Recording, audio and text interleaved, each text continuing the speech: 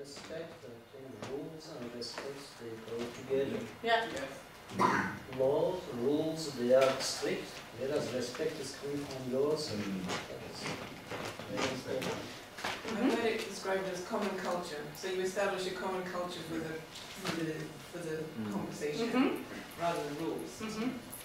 Thank you for that. Then I've got we've got 2 more points about that, because I've got that in the next one actually. So I think one of us mentioned here, the importance for mediation is to help parties identify options. So it's not even the solutions, it's maybe the options for solutions. You're in that sense like a midwife. You're trying to tease those options out of them sometime in the process. Maybe there's alternatives to those options as well. And you establish that common ground or common culture as well. Because that's what one of the major roles is, and that is a hard piece of mediation. And this is where we often go wrong, to be precise, for a number of reasons. And why that happens is something that we're going to address tomorrow morning. Probably has something to do, because we are maybe not spending sufficient amount of time to really understand the interest and the needs of the parties. But that's something that we're going to go delve much deeper into. Would you like to comment on this point? No? And then we go, I think that another hard piece of mediation is that if mediation, I always think if mediation is anything, it's about an assisted communication process. Basically you become a communications manager. You're helping to reformulate, you're helping the other party to listen and hear.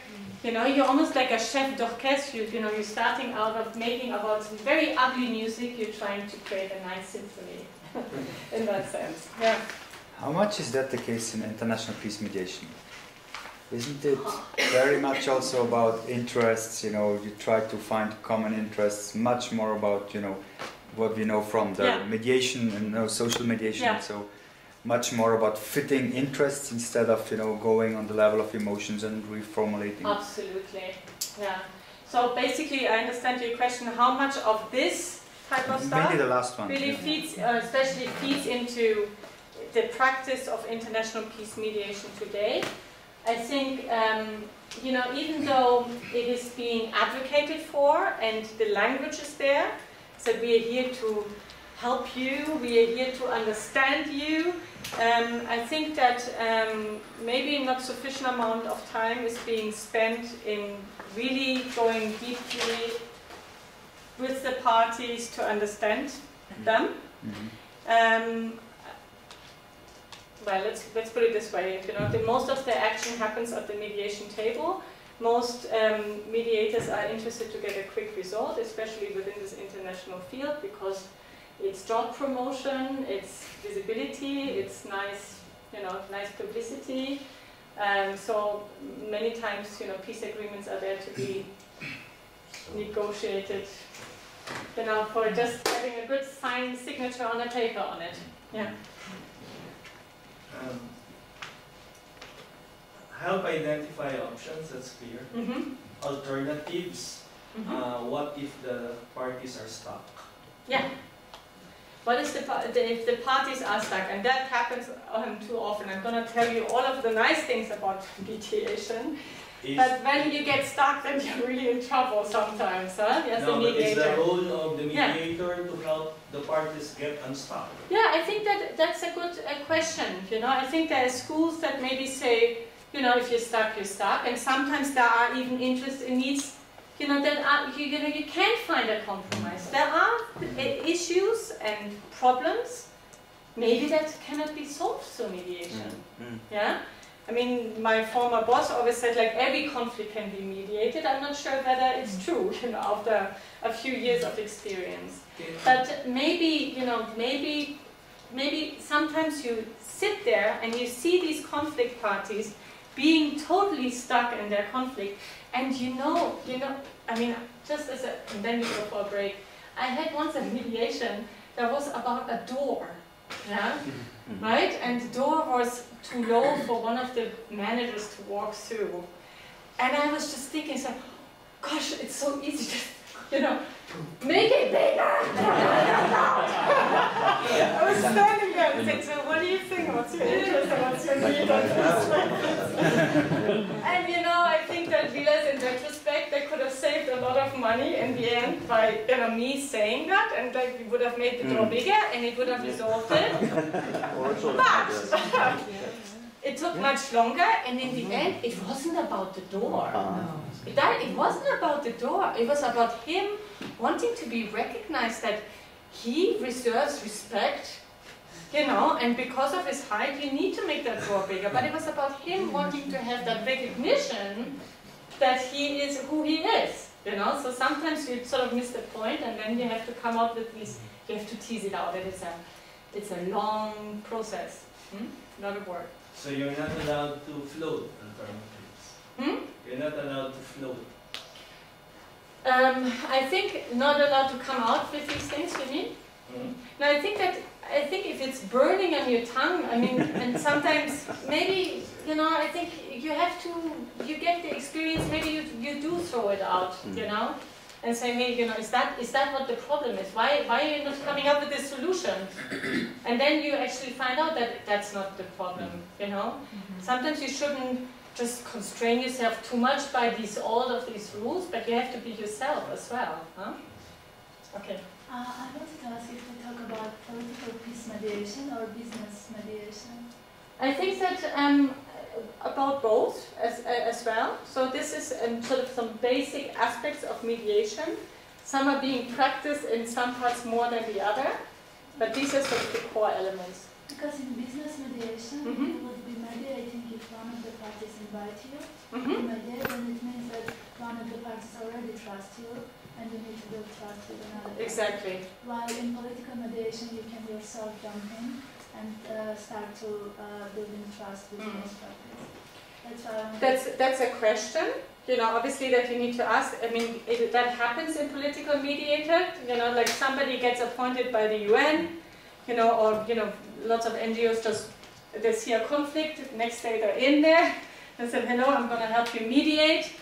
That's the question, can you really do it? That's the business, this is how it works often, but the question whether that's effective or not is another question, right? So there are some people say maybe mediation we should go back to the core and say, you know, the only way of how we're going to have a mediation is to actually get a mandate from the parties, and that goes as much as for business mediation as much as for international peace mediation. Last comment, and then we break. Not a comment, question. Okay. Yeah. Okay, I hold the answer for after the break. All right, Okay? struggling with the fine line between negotiation and mediation process. Great. And as the mediator, knowing when the right time is to, the door is too big, let's come up with a compromise, versus biting your tongue because you realize there's really something behind that that's bigger. Excellent. Okay, thank you. This is a perfect opportunity for a break because I have an input to give on that. Okay, let's take 5-10 minutes. Shake your legs. This is the level of control the parties have over the process, this flash. So there's the informal discussion where the parties drive the process. I'm having a little bit of a discussion with you about, I don't know, whether it's too hot or too warm, and we negotiate it out, and we have full ownership of that process. Then you start to negotiate because you think it's too hot, and I think it's too cold. Yeah, so we're gonna have to figure something out. Yeah, it's really too hot. Yeah, yeah. I actually think that you're too warmly dressed, frankly. You know, at a certain stage.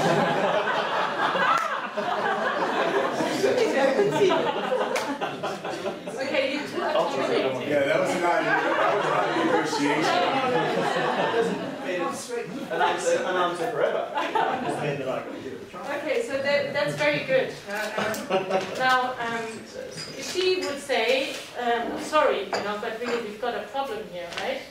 Because you have a t-shirt on and you're still too warm. It's still too hot. Yeah, yeah.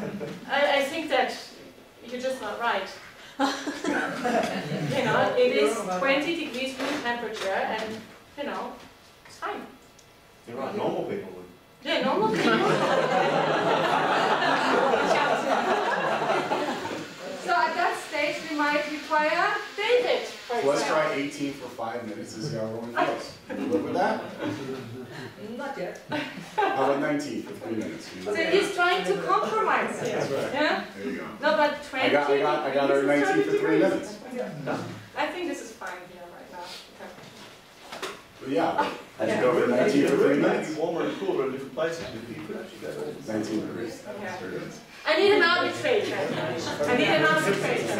I need somebody to take a decision because we're never going to get to an agreement with this mediator. And talk and talk and talk. Caucus, not the caucus. There's another conference room. So where is that arbitrator? What does the arbitrator do? Arbitrator. Please give me arbitrate. You know, he doesn't come up with a solution, this mediator. I don't know. You know? Talking, asking what I need. But You know? I decided to open the windows for 5 minutes to get a bit of fresh air, then we don't feel the heat. And Okay. then we don't feel that warm climate that Okay. Do you agree to that? we get a bit of fresh, cool air. Hmm. Now, what happens if I close the window? Am I going to get into prison, or is something going to happen? No, I said we open the windows for a short period of time Uh-huh. in order to get some fresh air in, and then we'll continue working, and in half an hour we'll open them again for about 5 minutes to I get agree. fresh air. Yeah, he's calling the shots. He's calling the shots now. He's arbitrating. But you can still... You could let her control the window and when it opens and when it closes. And that's the other thing. You're complicating the process.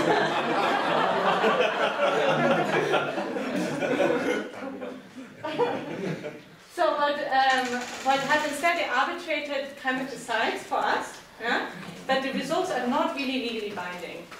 Yeah? They're not legally binding, so we trust this guy to sort of give us the best solution, right? So you listen to us and things like this. Okay, then, actually, you know, I still think it's fine, and you still think it's too hot.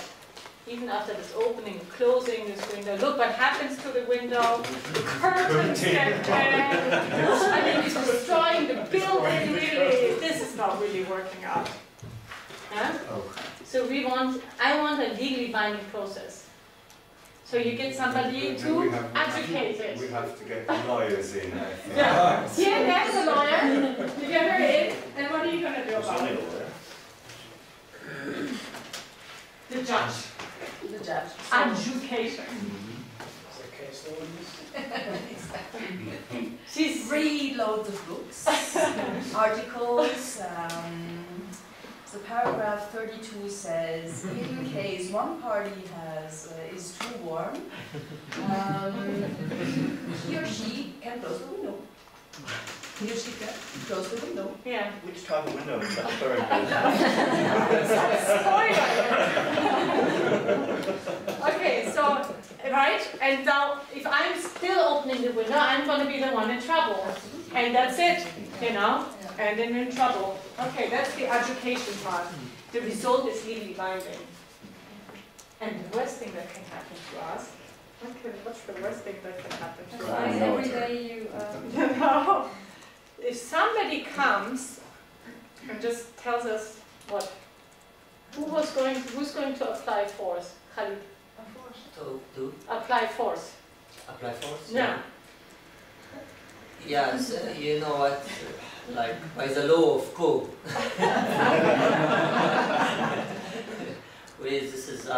We are here in a place where we cannot debate on issues like that, yes, so you both are in trouble. Okay, finished. Or you would actually say, yeah, you get out. Yeah, or something like this. You have, Yeah, you get out. You have messed up the curtain which was here for 100 or 200 years, yeah. So you both, now we have to pay for it. Yeah, and sometimes it works, huh, this force. Sometimes it works, force. Yeah, sure. Unfortunately, maybe. I can relate to that. Are you a father? Are you a father? Yes. Yeah, okay. Okay, just first, this is the first part of the answer. Okay? There's more to come on it. I know that you're asking something really important. Okay, this is the balloon that I picked, but I'm not going to comment on it. I also wanted to mention about the mediation arena. We're sitting here in the arena, and it's actually just reflecting about the complexity of the issue in mediation. It's not clear-cut that you sat at the table and there's these lovely two people sitting there and you're starting to negotiate like this.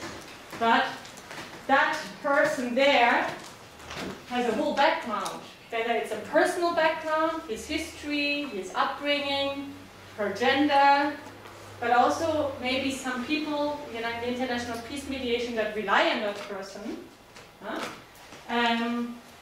And that person maybe has a good relation with one part of their constituency, a bad one with the other one, and needs to come in unison about what that person actually is presenting at the table. That happens at the other side.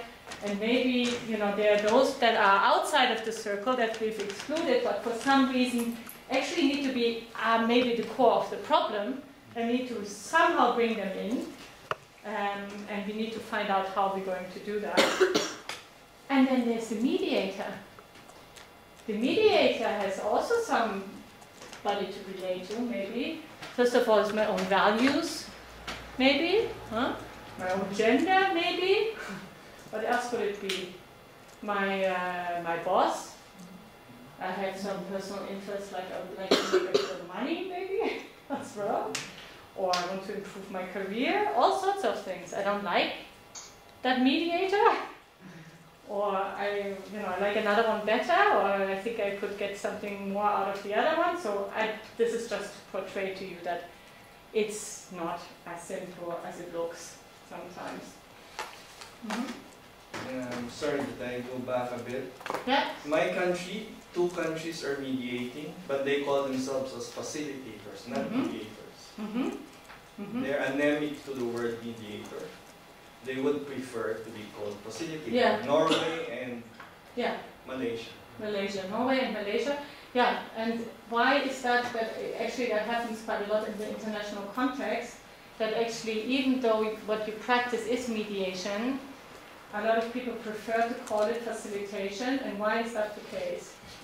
Why don't we want to call a mediation process by the name of mediation?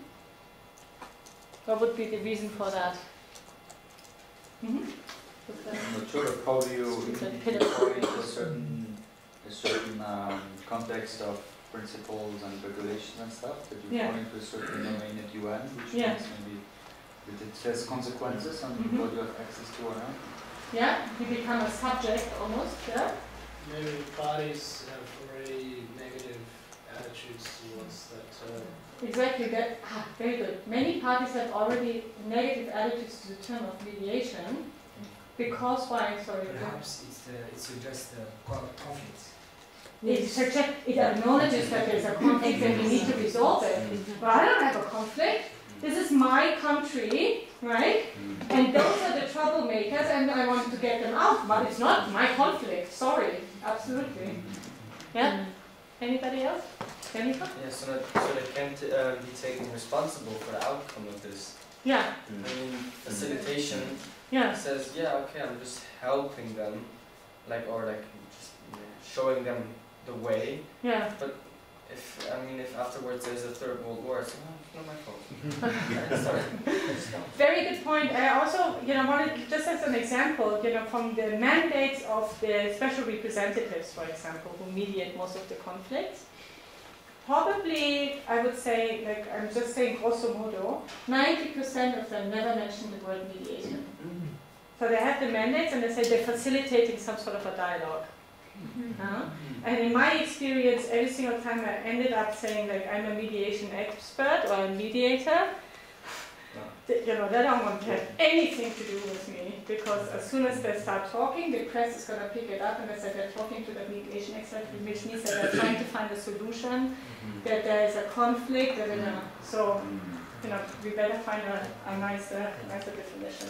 Yeah? I think also there's sort of the expectation that with mediation there is some kind of an end, whether it just doesn't settle or but with the sustained kind of dialogue or a facilitated dialogue, there's not an expectation as far as I understand for an end to happen. Exactly. Yeah, absolutely. It's a way of raising expectations as well amongst an audience. But our case is even more complicated because Malaysia consider themselves to be strong facilitator, nor being ones to consider themselves as soft facilitator. Right. Which creates a disequilibrium, doesn't it? Absolutely. And sometimes not realistic because the conflict with the Communist Party needs a strong facilitator. Yeah, good point. I think it would be good if you reserve a special time for that for Friday afternoon, if that's okay. Could you put it on the board? Yeah? Okay, already now.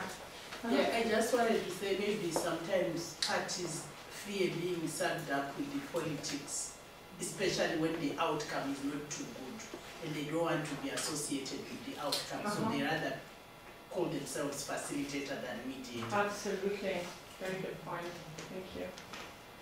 Okay. I'd also pose in certain circumstances where the perceived actors within one nation are, before mediation, maybe facilitation is appropriate because then they can go back and test the waters to what, I'm just thinking about what you're saying on the political side, because they personally may want to resolve the conflict in the mediation process, and then they go back home or to wherever their constituents are, and they realize, wait, we're not going to agree to that.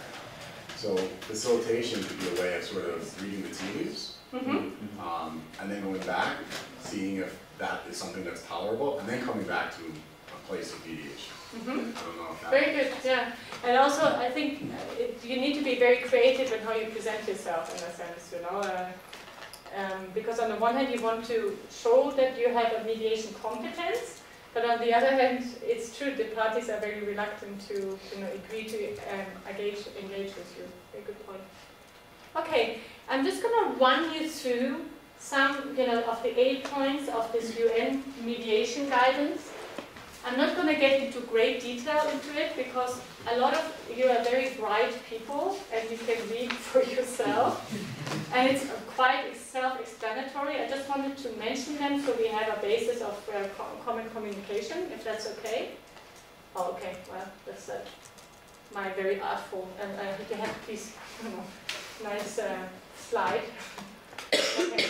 So the UN mediation guidance notes, which is now actually being trying, or people that practice international peace mediation try to obey to that, and they actually preach this ad nauseum. Whether or not it works or not is a different question. I think it would be good for some researchers to test it out, whether or not it works or not. But let's go run through them. A key aspect of it, I think, is the realization also of the UN that indeed mediation is a process, and unless you prepare yourself for that process, it's not going to work. So preparedness means you're ready, you have the right experts, you have a good process design, and you have enough financial resources to actually go into that. Don't commit unless you're prepared. The consent part, that was a huge discussion within the UN. Do you need consent or not? It's a bit of a breakthrough within the UN framework to actually spell it out, that you have to have that consent of the parties before you mediate. Impartiality is a discussion that at any UN training and giving, especially at any high-level UN training and giving, is being challenged, where even people from the UN or other international organizations say, but are we really impartial? Are we really neutral? Can we really do that? Are there some important norms that we are trying to protect here that make us actually partial? It's an important question to ask, is that, can we negotiate with so-called terrorists or not? Does that make us partial or not impartial? Now all these kind of questions come up. The importance of inclusivity was is being stressed, especially also by the implementing agencies such as the UNDP. The importance of especially engaging women in peace processes, because it has been realized that peace processes that engage more with women are the more sustainable peace processes, because women are the ones that often carry the brunt of conflict. There's a remarkable lack of women who participate in peace processes, both as actors, but definitely also as mediators. I think that there's a big effort to drive more women towards engagement in peace processes. The 5325. There's a Security Council Resolution 1325. Yeah. Whether it has a big effect or not, I'm not really sure, to tell you the truth, because even observing the last 10 years, I haven't seen many more women engaged as mediators in peace processes. It would be a good question to ask why that is. But you can observe, however, that most local conflicts, absolutely, affecting local communities, more and more women mediators are being engaged, also in religious, sort of issues. Absolutely.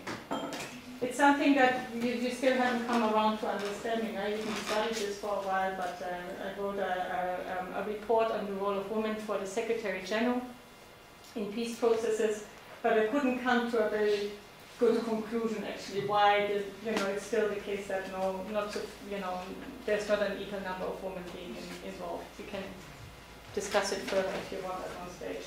The importance of national ownership is the response of criticism that usually parties don't own the process, but it's the international mediators who come in with their fancy lawyers and great concepts and knowing how to do things.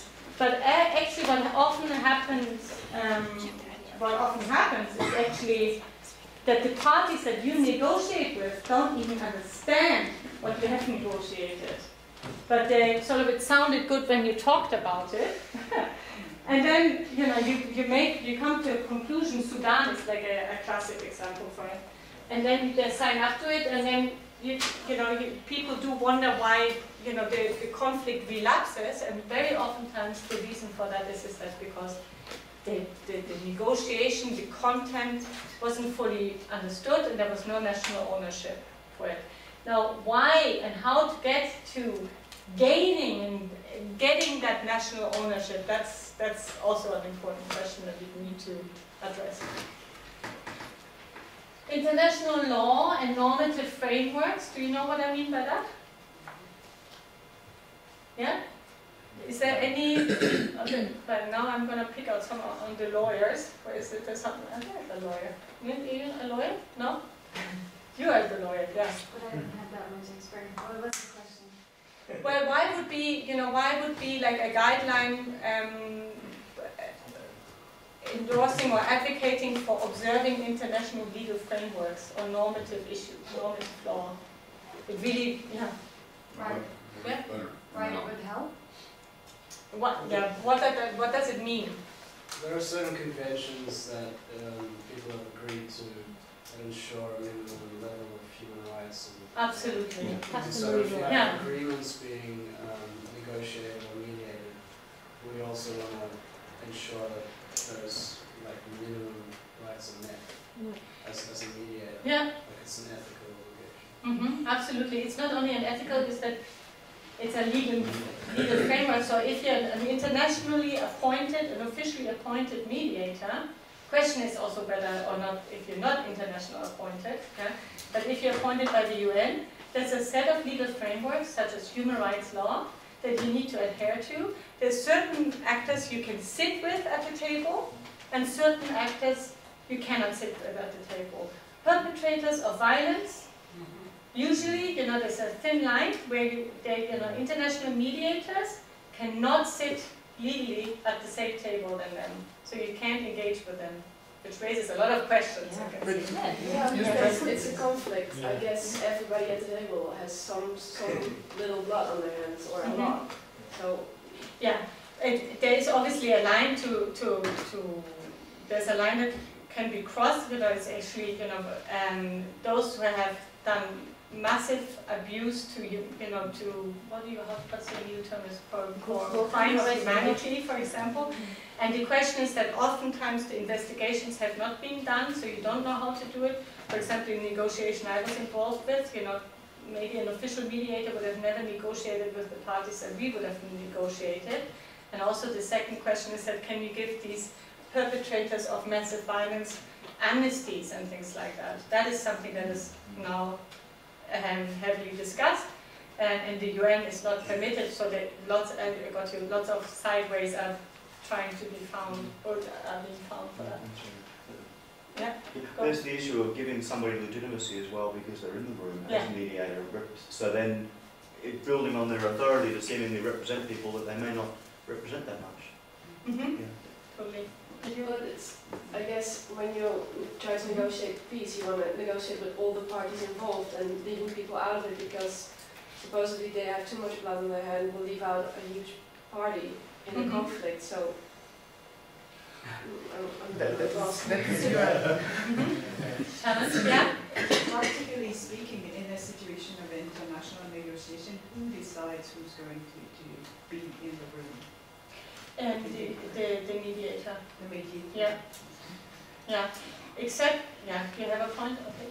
I wanted to just address the point on international law and normative frameworks as important. The context, like the context in my country, where bloodshedding is done by, suppose, a ruling party that has got so much power and control, and the people who have perpetrated violence get away with impunity. This is where international law and normative frameworks become very important as a way of trying to transcend that situation where there is such conflict and the two parties are not agreeing, but there is one that is more powerful and it is responsible for the bloodshed.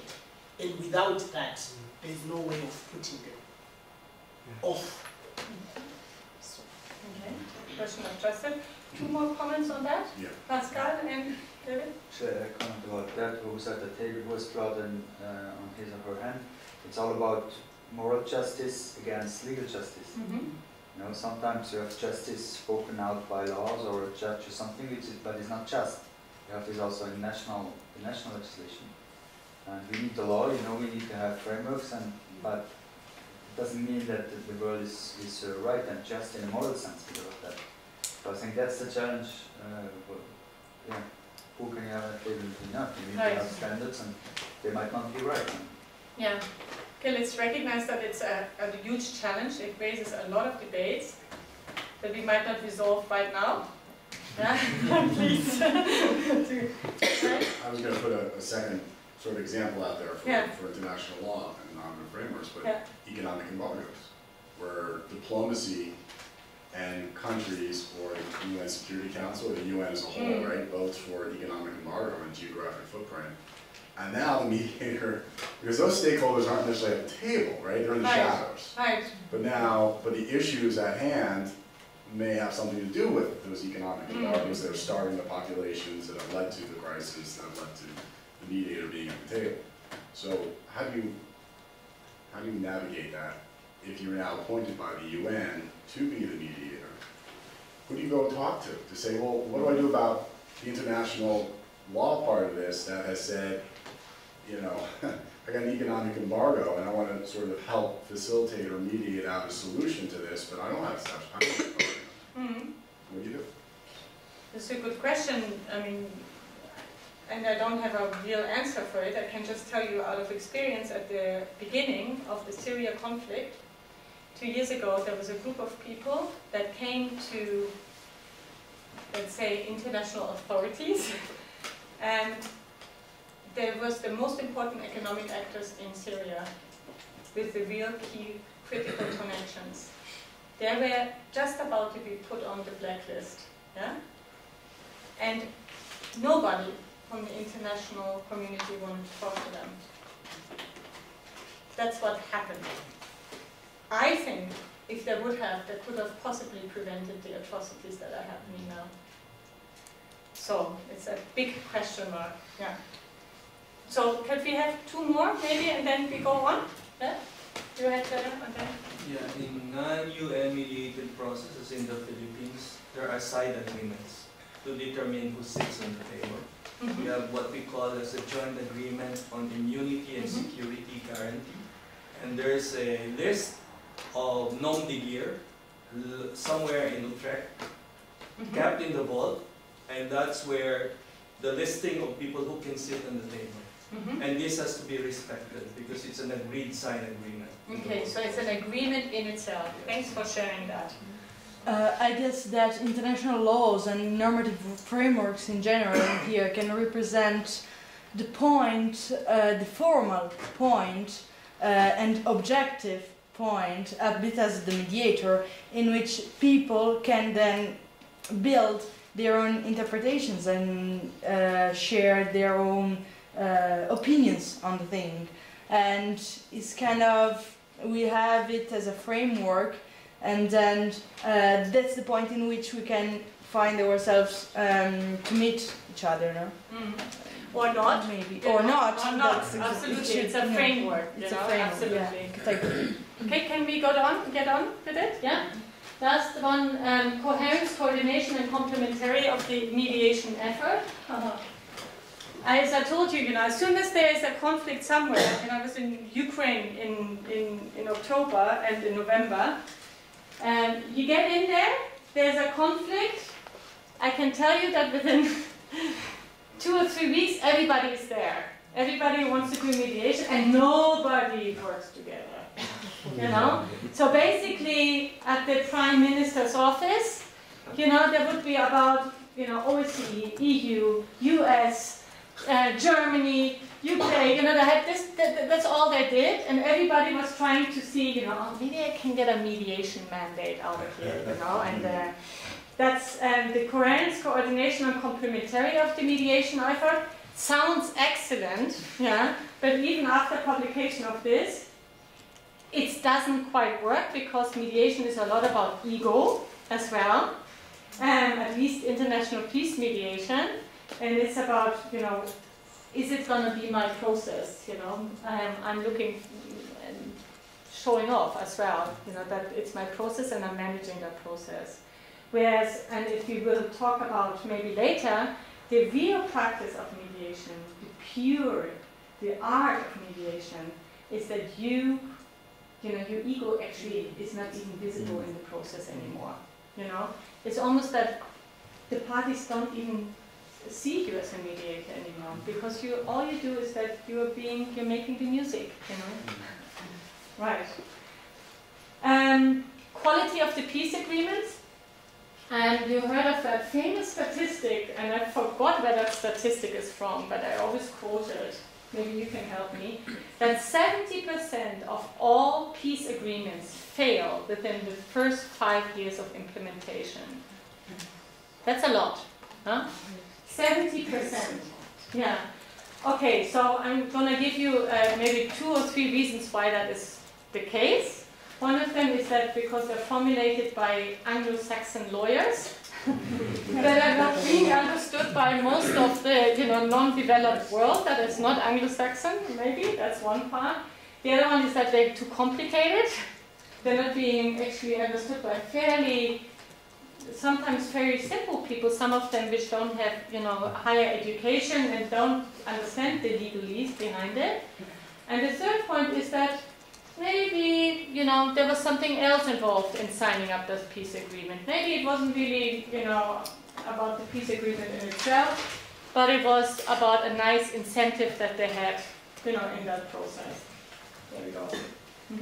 I also think, I don't know if this experience, but on the point that Pascal was mentioning in your wheel, I think they also might fail because people focus too much on the problem solving, rather than the improving the communication and the relationships and those touchy-feely things that everyone brings up. Yeah, and the touchy-feely things we're going to get into tomorrow. Thank you for mentioning that. And one of the main points is also that there are no women who are participating in the peace agreement. Yes, okay. I think there's no woman. Yeah. There is no greater constituency also. Representatives, as you're saying, representatives tend to be led by the process actually. Yes. And decide in the name of people, and someone said, David said previously, it's better to go back home and check if people agree first and then sign, and Very that good. is almost almost does not happen in reality. Good. Okay. As you said, there are sometimes many mediators who don't cooperate with each other.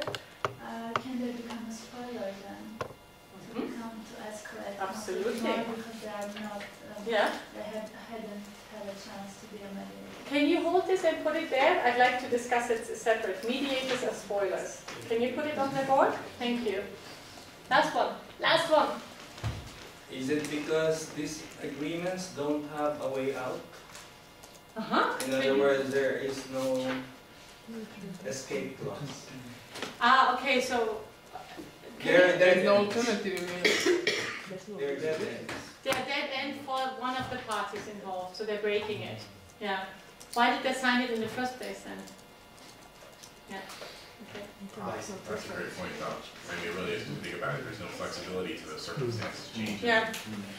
A very good point. What makes up an effective peace agreement would be an interesting topic. Can you note it on that later? Yeah, thank you. Or now? Right, so my short sort of feedback on the mediation guidance is the main insights of it, since I was heavily involved in writing it as well, is that the point here is that avoid quick fix solutions, international community. I think what's very important to do that is that a process needs to be supported through skills, knowledge, and specialists. Most of the SRSGs or special appointees and envoys are political appointees. Most of them have no communication skills or no mediation skills, but they have a big ego and a good personality. Most of them are men as well. Which is nothing to say against the skills of men, but it's just you see a lot of posturing as well. And then the importance is that there is a new generation of specialists like you that are being generated, and I think the importance is to employ these people, and bring them into the processes as well. I think that the stress here is also what's really important is that you do have to develop a mediation and engagement strategy. Instead of just running into and do a proper analysis, which is something that we're going to discuss right now with Pascal, if I get enough. Selection of a mediator, I already mentioned. You need to commit resources and training. Mediation, so what happens is that you appoint mediators, then you say, okay, so who's going to work with them? You need 5 political advisors from these countries. There's all sorts of very smart people who get themselves engaged in that process, and none of them are trained. And you had that picture with people working as a team together. That mediation support team is almost, if not more important than the mediator itself. The support that the mediator has. This one I can skip, I think, if I may. These are, I'm just showing here, this is a nice slide to show how many mediation actors are there around. And this is like one of these typical things. I mean, you could add many more. All of your organizations possibly that I forgot, it was just a sign where you get in and all of a sudden you have all of these actors hanging out and around, and it becomes a confusing activity. What I also mentioned and the input that we had, this is maybe something that we all know and have discussed, that mediation is a process. It goes about the preparation of mediation engagement. It's the design that's really important of the process in itself. It's practicing and doing the mediation, which is something we need to be doing tomorrow, and implementing the results. Okay, now, Pascal, I need you. Where are you? Okay. I need you for 2 things. I'm going to skip a few slides because I see that there's a little bit of drain in energy here. It's getting late, afternoon, it's one of these hours. It's called around it. That's the skill. Now the art is maybe to understand and to let yourself guide by not what's outside, but what's inside you. To understand, where other people are standing also on their, their personal behavior. Because I think sometimes I have seen that you can have all these wonderful formal mediation processes, but really the sort of real turning points in the process is when the mediator all of a sudden makes, cracks a party in a sense, and we crack that party, I use that term, is that you're unlocking something. So it has a lot to do with your emotional intelligence as well. That's the art, that's what I call the art. Right, and you have in your hand the case study of Ukraine. Yeah. How many pages is it? It's 4 or 5 pages. Yeah. It's not very complicated, but it's a little bit complicated, so that's why you're getting it today, because tomorrow you get to play it out a little bit. And on the day after as well, we're going to build a little bit on it. And I'm giving that case to you now because I want you,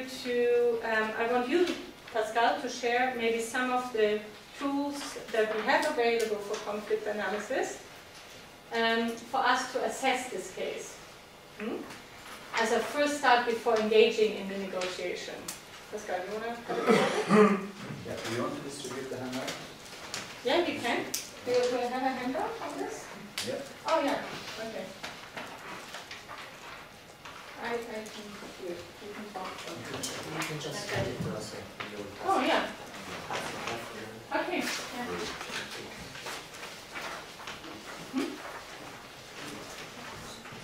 Good. So you will get this handout. This one.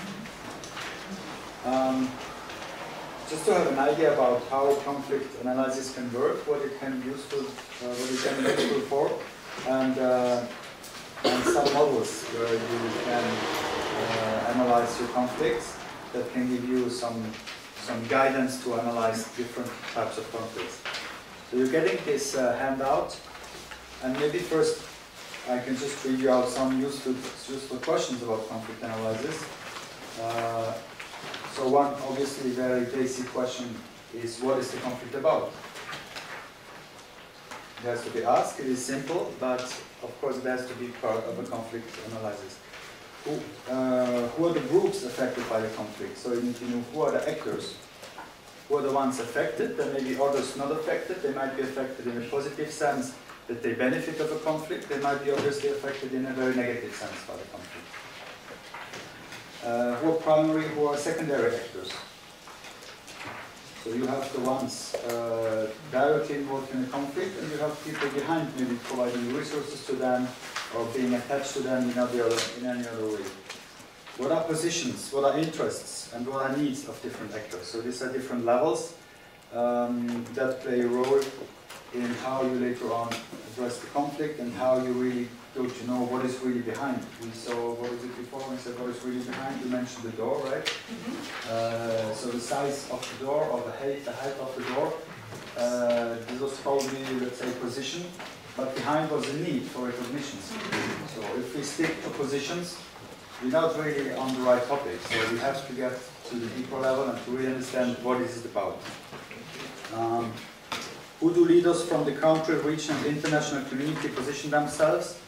So the other important actors that have sticks and carrots, and that can have an impact on the conflict parties. How is the conflict escalated? So there is a model of escalation, for instance, from Professor Glasel in Austria. I don't know if you do like this. You're going to show it? Okay. Okay. So depending on how escalated the conflict is, you use different types of intervention. But we're going to see this later on. What is the timeline of the conflict? So when did it start? I said before, a comment was that some people say the conflict takes as much time to be resolved as it took as it's already there, it's already existing. So a 2-year-old conflict takes 2 years to be resolved. Good. So now, what do you think? This type of questions and conflict analysis in general, what is the use for it? Why should you do that? How can you implement this and use it for a mediation? what is the use of conflict analysis with this type of questions or others, and how can this be useful for mediation? Prepare yourself. To get a clear picture.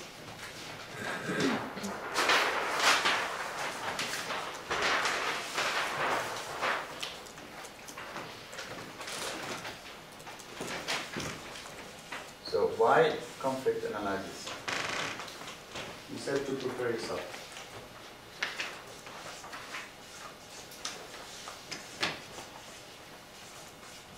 Yourself as a mediator. Yes? To get adequate information that will become very useful in when you are doing like peace agreements. You need a lot of information. So to get enough information.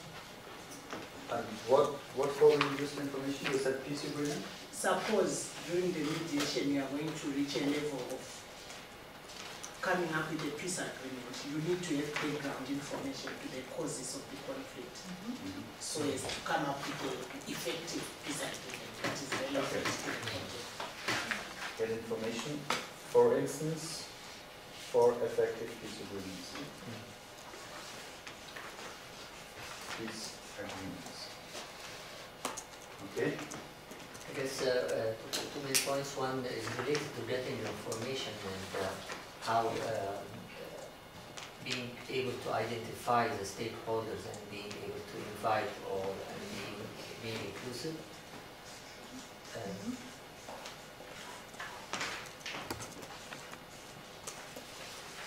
Okay, identify stakeholders.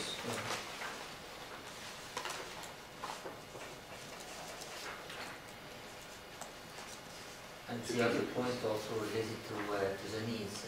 In conflict resolution, there is when we get to know about the needs, there is a good opportunity to be able to establish common ground, because after all, everyone has basic and common needs, and they can relate and understand each other in most of the cases.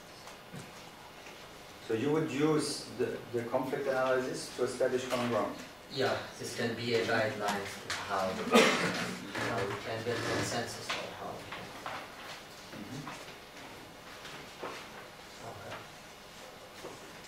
Guidelines for the design of the process. Just to go a bit further on this, so to establish common ground with the idea, or maybe tell you, I don't want to suggest it. How do you establish common ground? With the process, like if in the process, how we invite the spaces for people to share not only their positions but also their needs, and in this way you can build empathy and you can. I think, I mean, the nice parts of it is that also, there is something we call static conflict analysis, which is mostly desk research, and doing it like from your own agency. And then the one that becomes more dynamic, in which you actually involve some of the actors, and you actually becomes part of the process. You do a joint conflict analysis and see, do we understand our problem? Yes, I can give you an example. Yeah. It depends, because Antje mentioned in the beginning different types of mediation. So my organization works at the community level on interactive dialogue, is like shortest explanation on what we do. So we do conflict analysis with all sides, 2 or 3 sides. And sometimes it is good enough if they understand each other's interests and needs. Sometimes we arrive to the common ground, more often not. But it is good enough if they realize that they have similar needs or similar interests from their own perspective, actually. And so that's why I think it is extremely useful and actually necessary to do conflict analysis. Also, I believe, and it showed from the practice, that we help people understand what the hell is happening here in my country, in my region, in my community. So first of all, that understanding out of the whole chaos in front of you, which conflict can usually bring, at least to try to fragment it somehow into stages and to analyze and to go deeper into the causes and consequences and root causes and consequences, etc. So this means that, as you're pointing it out, conflict analysis together with the parties. Yes. to build some common understanding is already part of the transformation. Yes. And we started talking about that very often, that at least we consider that process to be more important, that is facilitated dialogue actually. Sometimes it goes into mediation, sometimes it doesn't, but that helps parties continue living together in the same community. Try to delineate flexible objectives. Delineate flexible objectives. I think if you just say the word objectives, then you're sort of hard-pressed, even as a mediator, to try to fulfill those objectives, even to the cost of perhaps the parties, or one of the parties. But I think if you sort of delineate a pathway to some flexible objectives, you have a roadmap. I think this is part of what we've been saying in my head, is this idea of assisting them, helping for the parties to frame what actual conflict they're in, you know, what it looks like and what the shape is. So frame, yes, framing what so your understanding, to assist their understanding. Frame understanding of conflict of the conflict for the parties. They may think they're in a different conflict. Yes. We got a few on this side. It can help you stay impartial in the conflict. To have good information makes you can help you keep an impartial position as an actor in the conflict. As a mediator, stay impartial. Help to stay impartial.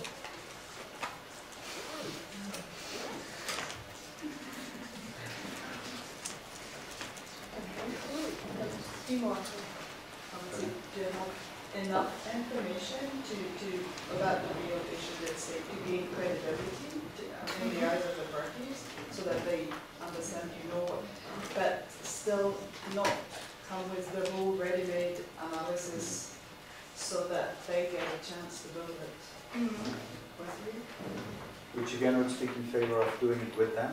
Yeah, that's what have enough information, but not too much.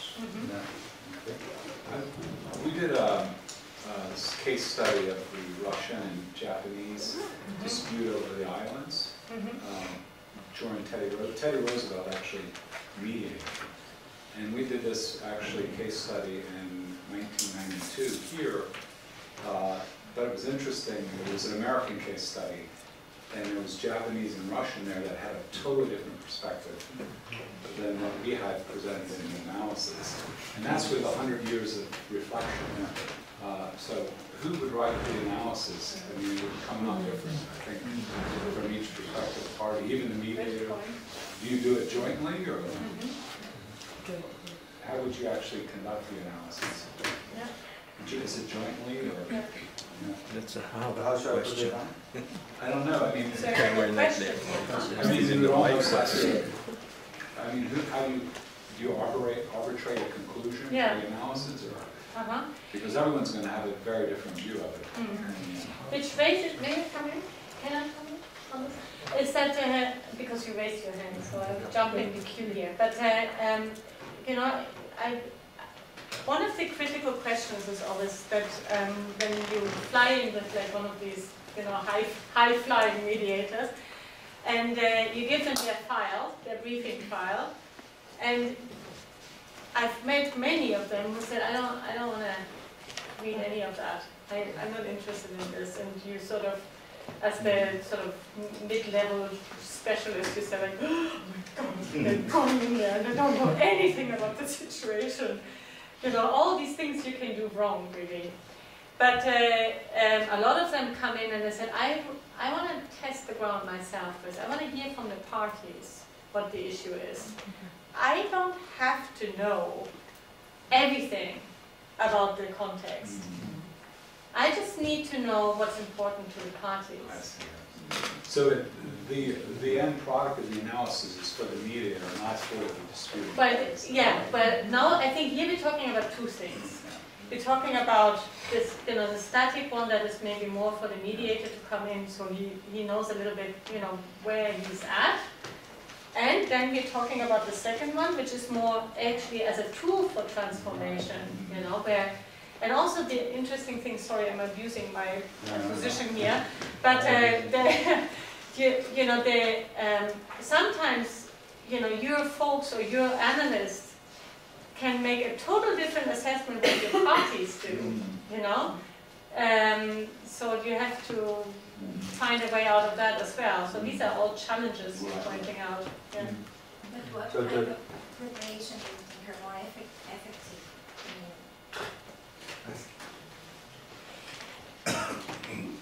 So yeah, come to Herman. Just the static one is for you as a mediator to design a process. You know, what are the phases of the process? Who comes in who comes in when? What is the setting? You know, what are the groups? Because sometimes you have different, also in multi-track mediation. What are the different tracks? How do the tracks connect? When and how to communicate with whom? Who sits at the table at when? You know? For all this type of thing, you do this static evaluation in order to design your process. And the other one, the dynamic one, helps people that they're involved. And by going through this process, by doing an analysis of their own conflict, they get aware of things. When they figure out things, they say, okay, actually I didn't know that you see it like this. After your explanation, I get your point. I know why you acted like this, so I can understand what happened. So it is part of transformation. You analyze, but it's already part of the transformation. It's already part of the solution in it. Herman was ready. Okay, yeah. And I just want to say, I think we have to be careful again not to jump levels. We are talking on different levels at the moment. I think it is a prerequisite to do a proper, serious analysis of a conflict, of the surroundings of the conflict, of the history of the conflict, etc., etc. And then, when we are in there, then this mediation research with the participants, with the parties, with the affected parties, I think that is, as we said, that's already a second step, which is a second analysis, but there might be a completely different outcome than we have. I mean, then we really have the biased views on the whole issues, and I think it is important that, I would consider it, I think, for myself important that I know not only the biased views of the conflicting parties, but I want to know the colonial history by heart of this part of the world. I want to know political history. I want to know about the sociology about the ethnology of the part, or whatever. I mean, it doesn't matter. It can be micro-history or whatever, which might be of importance, but I want to decide myself what is important for me to know, and I don't want to rely, sorry I'm finishing it, I don't want to have to rely on the biased views of the conflicting parties. Sorry, it was a bit long. That's what Alan said yesterday when he said, the question came up yesterday, and he said the more you know in terms of socio-political, historical knowledge, the more the better. Okay. And the conflict analysis will help to understand the conflict dynamics during the time.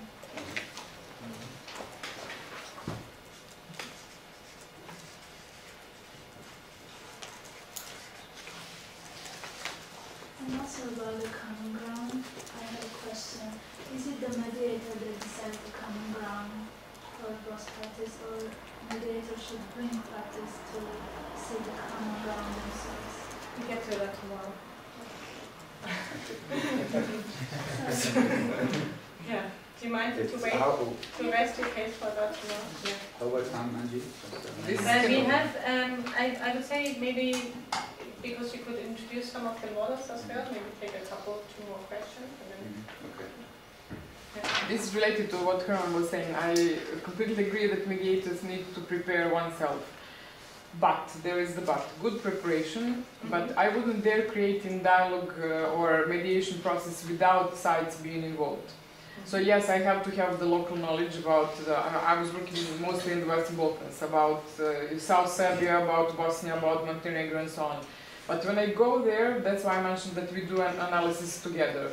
Then we sit either separately with each party and then bring them together and do analysis jointly. Only after that we can design the whole dialogue process and see who are the actors, who comes at what stage, who are helpers, who are spoilers and so on. And also this is maybe off the point, but very often we believe that all of us have many resources and that we have helpers and the whole mediation team. We don't.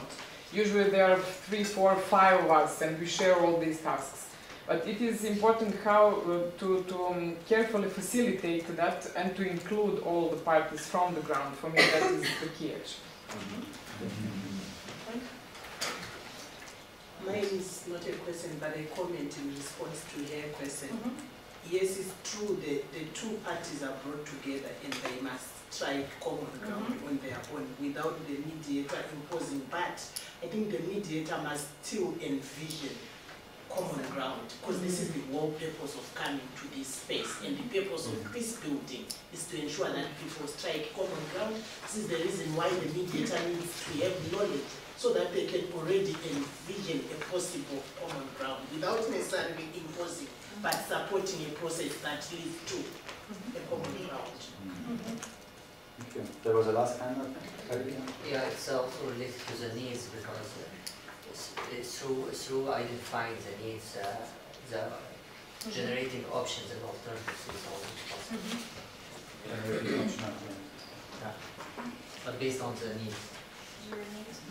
Because if we stick to the positions, then there might be very hard to identify. Have you ever decided that it was not appropriate? Yeah, sure. So this process can also help you. Yeah, it can help you actually to identify, is this a case for mediation? Yeah, or is this not right, maybe, or not appropriate, or maybe the legal, the parties are not committed enough, or all sorts of things. And there's no more space now. Okay. So we have important. No more, like an example of Okay. a case that wasn't appropriate. Or if you have an example of a case which wasn't appropriate to mediate. Let me think about it. I'm also not sure whether I can actually tell you this. I'm bound by confidentiality rules. But let me think whether I find a generic one. Yeah. What I find important when I do conflict analysis to be able to map the parties, because you oftentimes forget them. Good segue. Thank you very much. Thank you for that question. Second is to be able to identify the legitimate goals of the parties, because there are goals that are illegitimate, therefore non-mediatable. So it's important.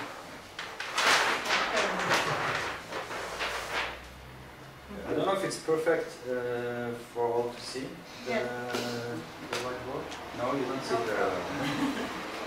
So is there any place in the room where I can put it where everybody can see? It's a bit difficult. Really, maybe more, maybe. Which one? So maybe you can tell us what are you doing now? Yeah. So what I'm doing is draw something on the whiteboard. Okay. That's why you need to see it. Okay.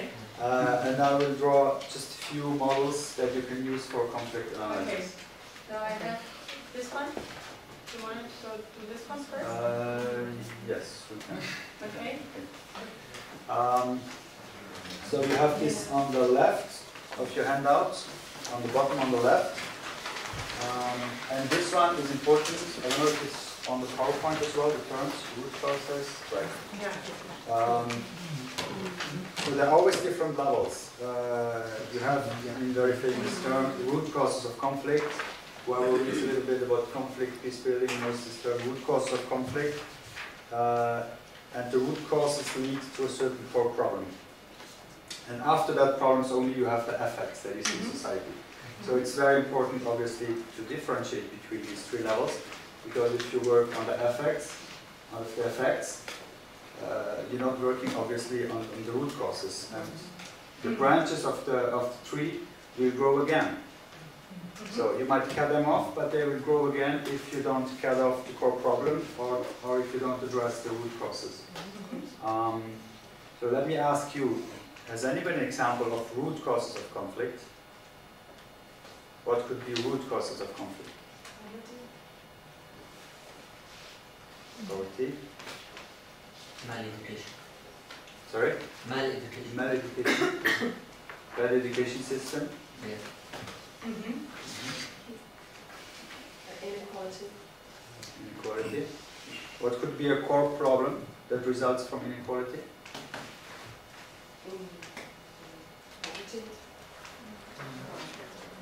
inequality. For problem. Violence against women.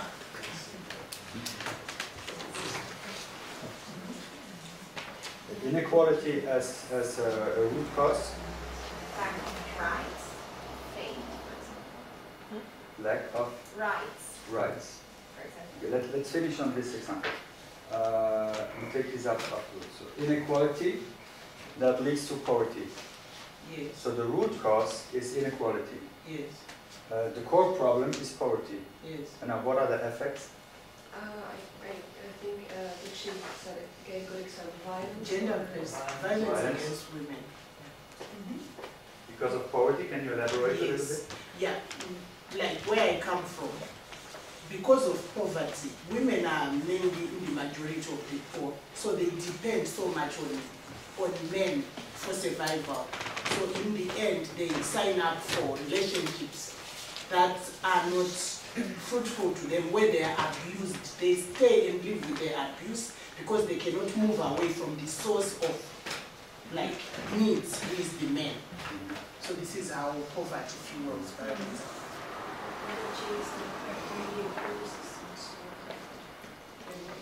Root causes us very often believe or the system, not only one cause for one effect, sometimes many causes for many effects. So we have to see the complexity, and I think that to find simplicity with elegance through complexity is the goal of design. Not only to too much simplify, because there is not only one cause and one effect, and sometimes one effect could be one cause.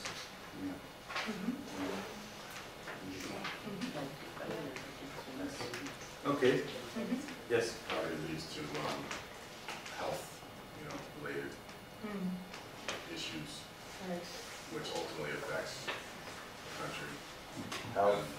Something that already before education, the ability to be educated because you're born in a situation that doesn't enable you to have fortunate, ability to afford an education. How would you first start the health insufficient? I mean, insufficient access to healthcare. I started writing health. Can you turn it? What's that? I started writing health. Yeah, so. Health access? No? Okay. Say insufficient access to healthcare? Yeah. Insufficient access to healthcare. Okay. Crime. It's a crime. These people have no options. Below inequality, can you put representation? Like Palestine, for example, doesn't have a state to represent it. So, and that would leave inequality and poverty. So I don't know representation, if that's a root cause or not. So representation would be a second root cause. And in that particular instance, not having a state or constitutional to represent the rights seems leads to inequality, poverty, and conflict. Okay. So lack of representation. Belief system. Yeah. Where would you put this? Belief system? I would say Sorry? In Iran, imposing a sort of belief system that people don't accept. Official religion, you mean, or something like that, yeah? Or As a root cause then, rather than effect, yeah? Imposing sort of. Well, power abuse, any kind of power abuse. Yes. Power abuse, what would it be? Root cause? Root cause? I would say also root cause, for example, when this principle of the respect for the beginning of life is not the basis of your actions. The disrespect for the rights. For the dignity of one, Dignity of of each life one. would be a root cause as well. Yeah.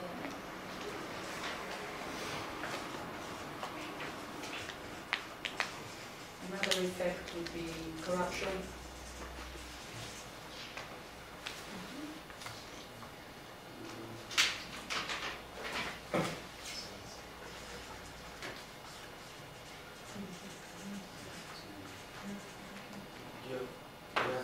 Violence against women. I think you also should just underline the word violence in general, because people who are suffer from poverty ready to be violent towards the authorities or just even their fellow citizens. Because they have nothing to lose. Violence in general. Okay, yes, we move on. Any conclusion on that? The last conclusion? Consequences of that? Our impression is that it's not always possible to easily fit things into those categories. Exactly. The purpose of doing this is maybe to stimulate more questions rather than answers. Yeah. A bit worried that these are so general that they Yeah. can't get you anywhere. And the parties made him say, well, we've always had poverty for thousands of years, and all inequality and reason. To trigger additional questions and to try as much as possible to separate between different drivers and not to work on effects only, but if possible go. Okay, what is the next one? Triangle. I think that's the most important one. We start with the other one, and then I just wanted to go into the spiral before we close. Yeah? Okay. Do you have it here as well? Yeah. There we go. Oh, you're quite nice in Russia. Ta-da!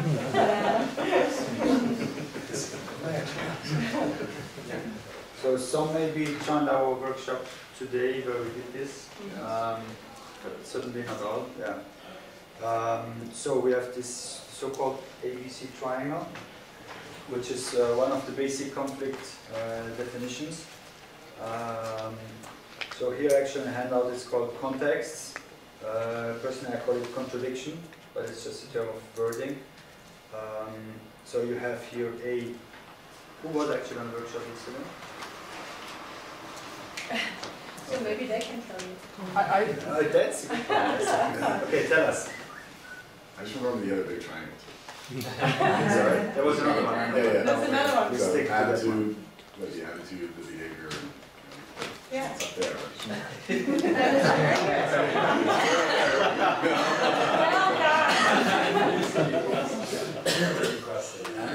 Yeah. So, what do you like? As far as what it means, or Yeah, but I don't know, an example or you? I start here. Let me start. So contradiction. So you have any type of contradiction. Let's say allocation of funding. Can be for a project, between departments, whatsoever. Let's say contradiction over allocation of funding.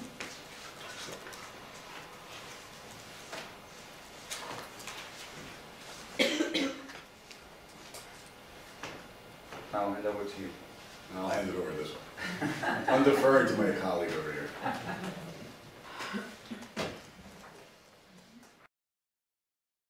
State conflict and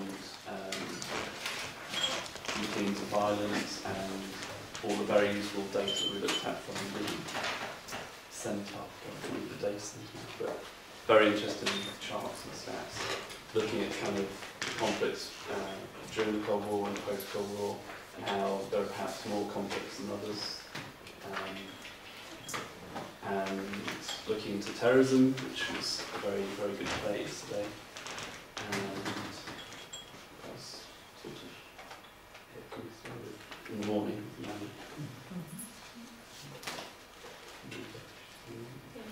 Maybe is there anything else we thought like really striking in the morning that we should sort of remember before we go into the second day? But it was also interesting to see that we have this picture of a lot of conflicts in Africa, sort of stereotypical conflicts, whereas actually conflict is going on in other regions much more. So that was quite an interesting finding from the moment.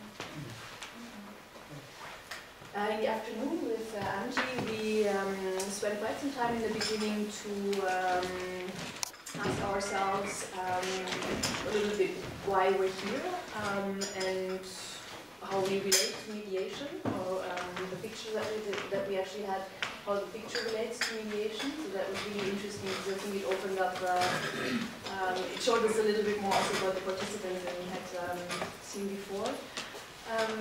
And then we looked a little bit more closely at what is mediation, and we distinguished, if I remember, between international peace mediation and mediation, very roughly I think. And then we looked at the different tasks or different steps that a mediator has to fulfill. I don't know whether I should cite them again. I don't think I really know. Go into it. Yeah. Okay, all right. That was very important. And I think the last point was that we use different tools to analyze conflict, which would be sort of the first step to also decide whether mediation is actually, for example, possible or not, and to assess a little bit the case or the situation. And we had looked at different tools.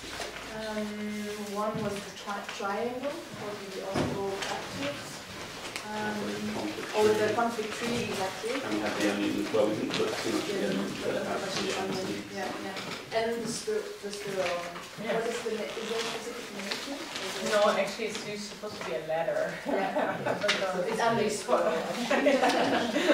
Which was quite interesting, and I think that the sort of a really good debate we had around that was also like, when do you actually start with mediation? And this is sort of the end of the day.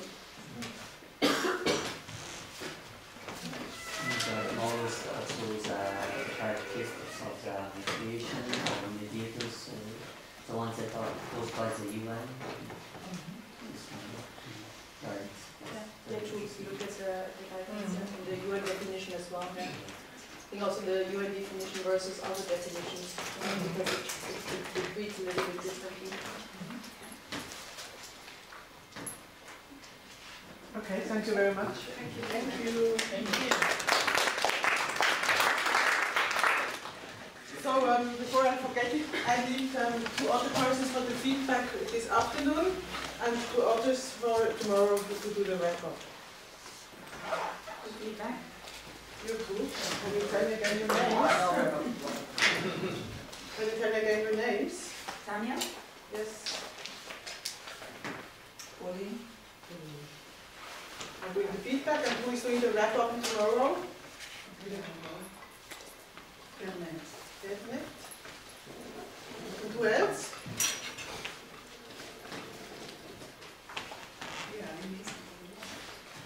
Yes, definite. She needs somebody else. Some volunteers.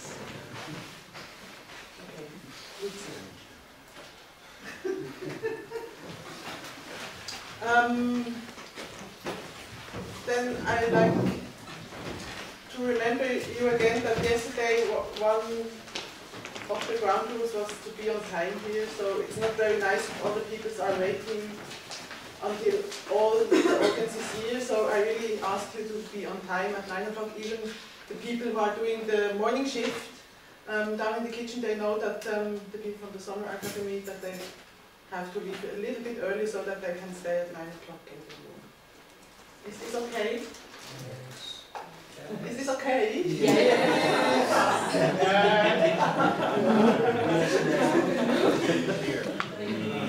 So, and only to remember you that this evening we are going to Montreux. Who wants to come with us? You have a ticket in your badge? No.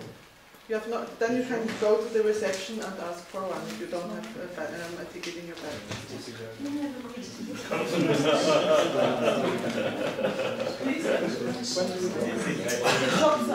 I don't know. First they are closing at 7 o'clock.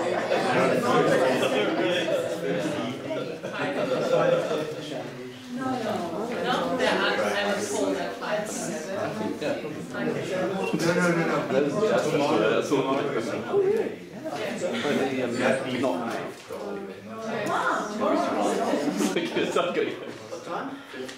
you for that information. 15th of August. So, I will ask Ms. representative to answer.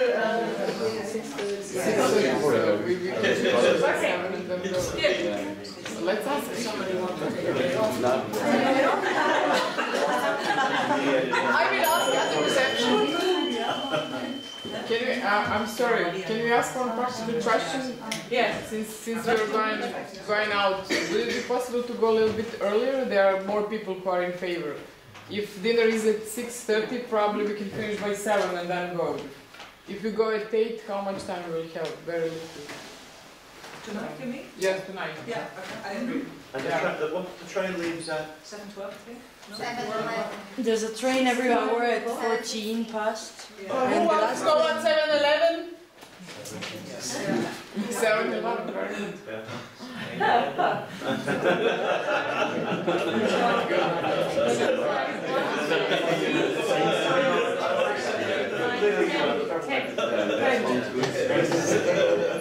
It's like pleasant.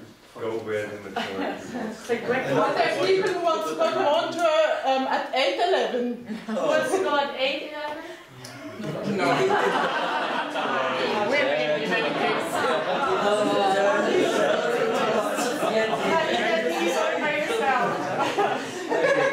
So we need to resort to force, maybe. I'll stop you from getting into that race. Okay, then 7-Eleven. At 7 o'clock is the entrance. Where? In the entrance. Okay, 7-Eleven at the entrance. No, at 7. At 7. Okay. Right. Good morning again. Today's session is all about skills. Rather than, yesterday we looked at the content, at frameworks, at principles. We looked a little bit, as we had this nice feedback, at the importance of analysis. Today we look a little bit about, maybe those, what some call the soft skills. For me, these soft skills are actually the key, and they're hard skills. But for example, when I had the opportunity to teach mediation at a fairly high level at the United Nations, and it was the first time, for example, that most of these special envoys learned about these soft skills, and it's now starting to become a regular feature. But all of the participants in that course said that these were the most useful skills that they can acquire, which is also interesting because they're extremely sophisticated, wise, experienced, mostly men, and then all of a sudden, you start to talk about emotions, and you talk to, the feeling things. It's kind of sometimes not so. It seems to be very basic, but once you get really into it, it's actually quite a complex endeavor. So that's what we're going to look at, even if it looks maybe sometimes simple on the surface. Really launch yourself into it and explore as much as you can. So we begin this with a so-called warm-up, and Pascal, I know that you like warm-ups. You could tell from yesterday. Now I've got a game for you, and it's a children's game, and you know this game when you start to say something into the ear of each other and see what you end up with, right? So I want to test your listening skills now. And you have to go to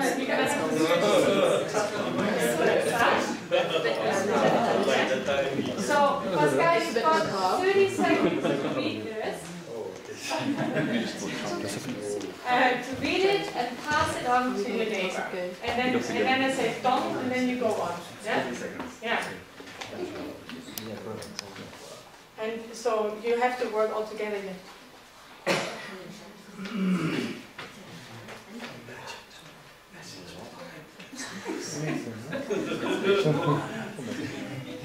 Sorry.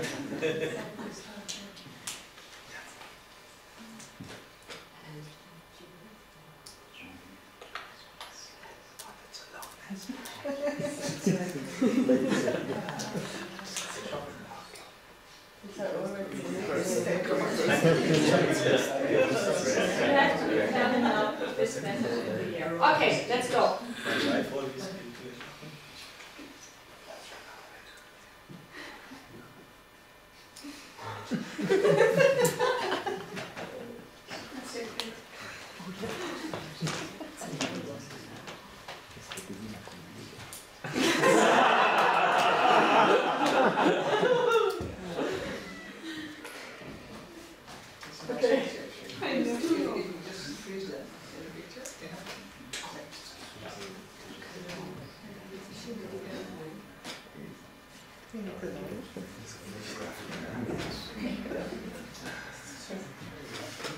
Okay, go. Next. Pass it on.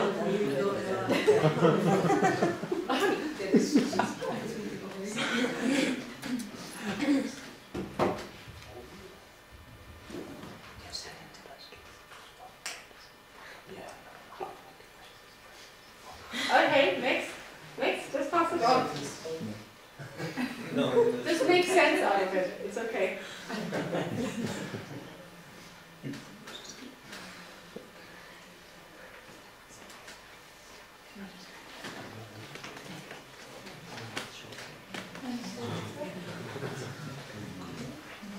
It's getting short.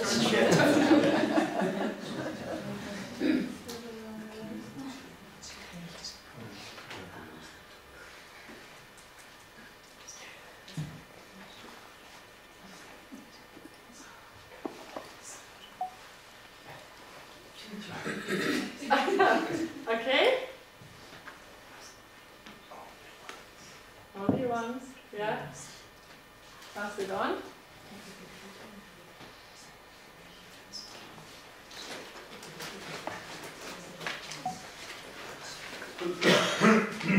Okay. Pass it on.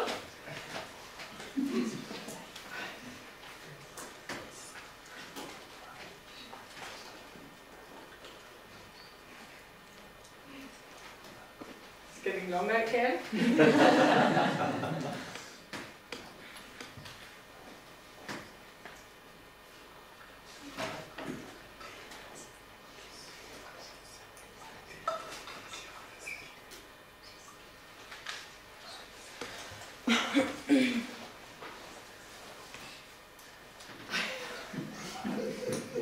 It's not a dialogue here.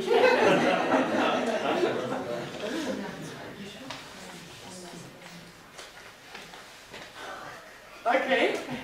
Sense of humor integrated in that message. Do you pass it on?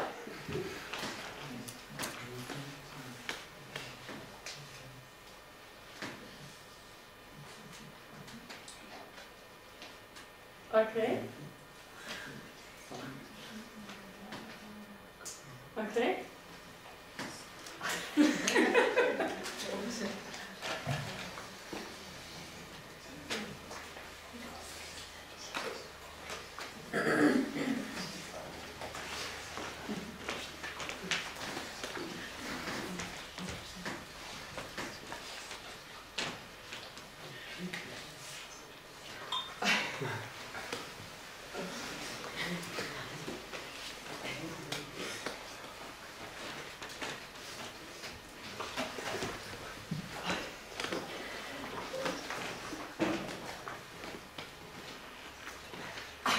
Yeah.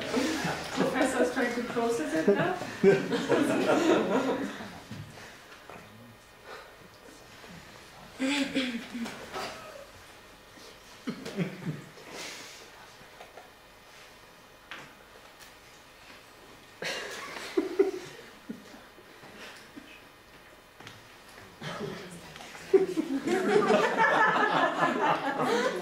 Must be the English.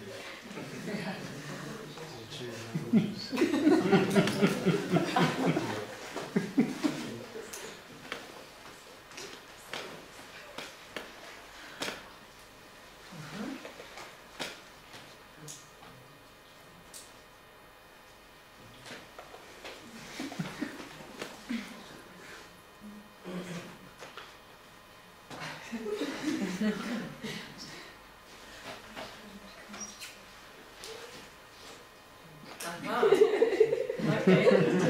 Okay. Nice.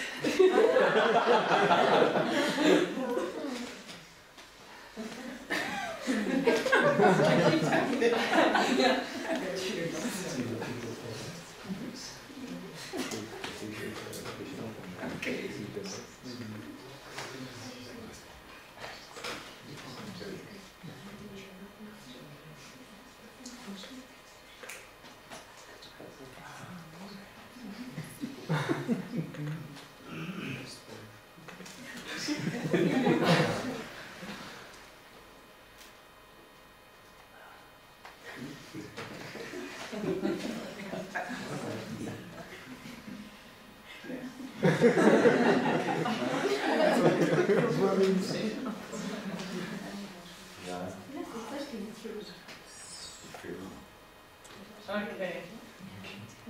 Okay.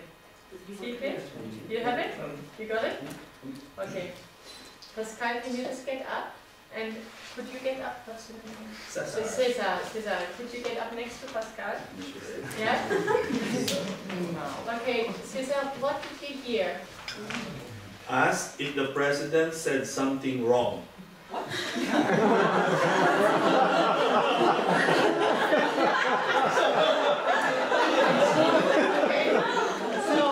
Pascal, what was the initial message?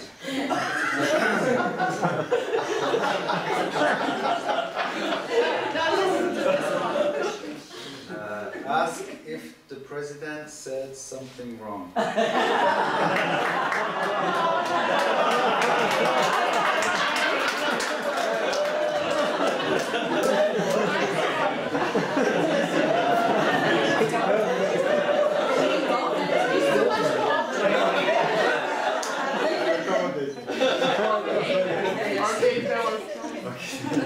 Otherwise, in Kiev, Prime Minister Arseniy Yatsenuk told a cabinet meeting that any foreign aid could only and exclusively be received from Red Cross and under the umbrella of international law.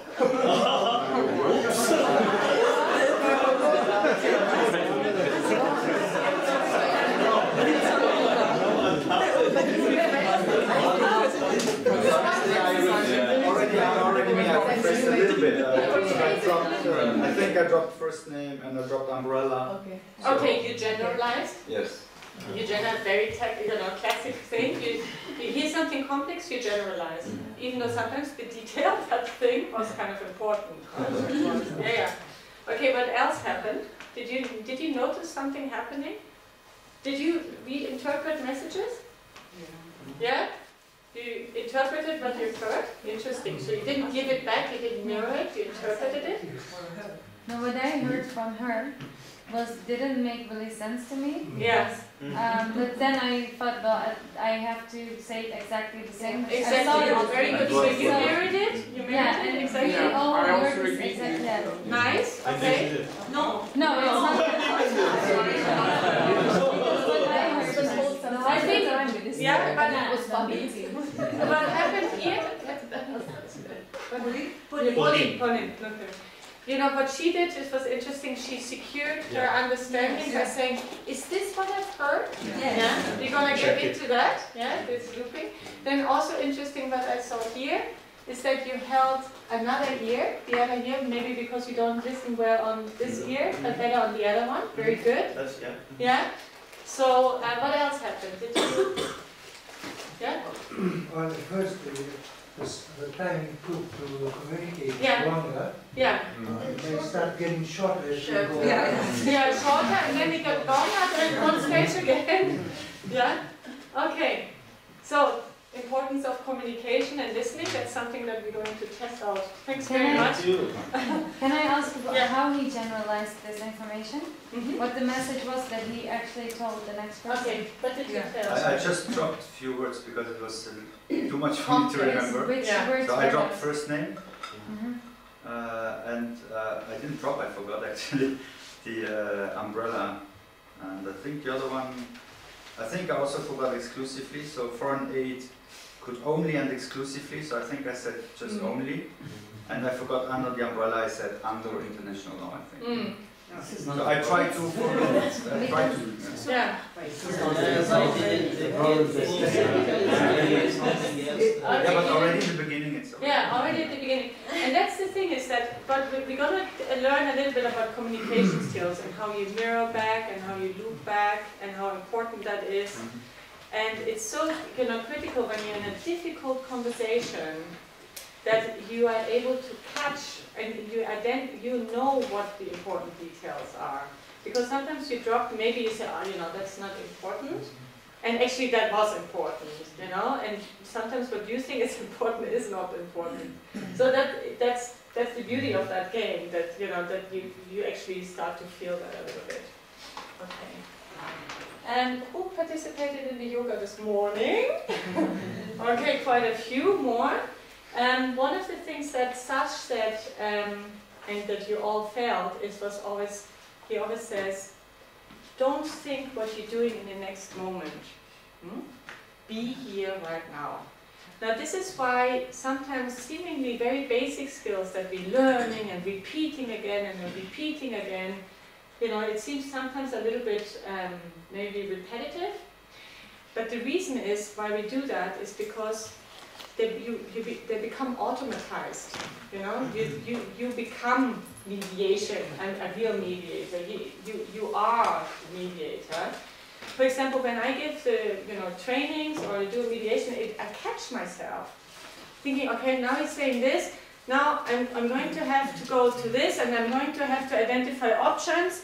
And how are we going to do this? You're constantly sort of in that. Instead of being in the moment and listening to what these people are actually telling you, so I have to stop myself and say, okay, I'm here, hello, I don't have to think about the next step because I know what the next steps are. Let's just wait what's happening here right now. And I think that's the beauty of also being in the yoga and actually experimenting that, with your body and the mind. Maybe one more thing that I wanted to recap from to yesterday, tomorrow, I'm here right now, as you can tell, is, again, it's a definitional thing. It's that when you have conflict and conflict resolution, and we talk about all these different terms and terminologies, and I'm going to confuse it a little bit further, is that, when you have a conflict, most of us actually, what we're trying to do, or most of the international community, maybe not most of us, is that what we do is that actually we work on maintaining that conflict. I call it conflict maintenance. Actually what we do is that we kind of keep the patient conflict kind of alive, stable. Yeah? We prevent it from deteriorating. But we oftentimes not manage to make it any better for some reason. And there's a number of reasons why that's the case, right? Then, what happens as well in here is that we do the crisis management, right? We manage that crisis, and by managing that crisis, we do conflict maintenance. The bigger part of it, and this is the onion I wanted to have as well. We could have used lots of onions. There's no onions in the kitchen, even though the onion is an essential vegetable for today. No, they have used all the onions they had for our lunch today. Okay. New onions coming this afternoon, they promised me, but I thought the afternoon we won't need them anymore. So, yeah, please, so when you eat your lunch, think about all of these things we're talking about today, all these onions, yeah? Also wait for some. Eventually, I think, this is where we want to get to, the conflict resolution. This is the type of work, for example, that Tanya is doing, is to create a fully sort of settlement of a conflict to create sustainable peace. Maybe you want to talk about it in a second. Yeah. Mediation, so the idea is also, that maybe at the conflict resolution part of it, what you get there is you transform the situation. It's the famous word conflict transformation, that maybe you take conflict as an opportunity for change, to transform a particular situation or a context into something else. That is something that is probably the most long-lasting part of the work that we do. Now, mediation can transcend all of this. It can. Most of the times it does not. It's like almost a self-criticism. Oftentimes then we mediate a crisis, or in the peace-building field we mediate, the resolution of a conflict. We work on healing, or we even, hang in there for a much longer time for resolution. And I think that the sort of working together within the field of mediation and also dialogue is actually the essential goal, is to transcend all of these layers of onion, to cut the onion, basically, and work on the transformative aspects of mediation. I think that's the art as well. That requires a lot of skills, it requires a lot of flexibility, and what it is, it requires a lot of cooperation between different types of actors. Would you like to come in on this? It's just a short input from yesterday that I was getting. Anybody wants to say something to that, or you want to launch yourself into skills?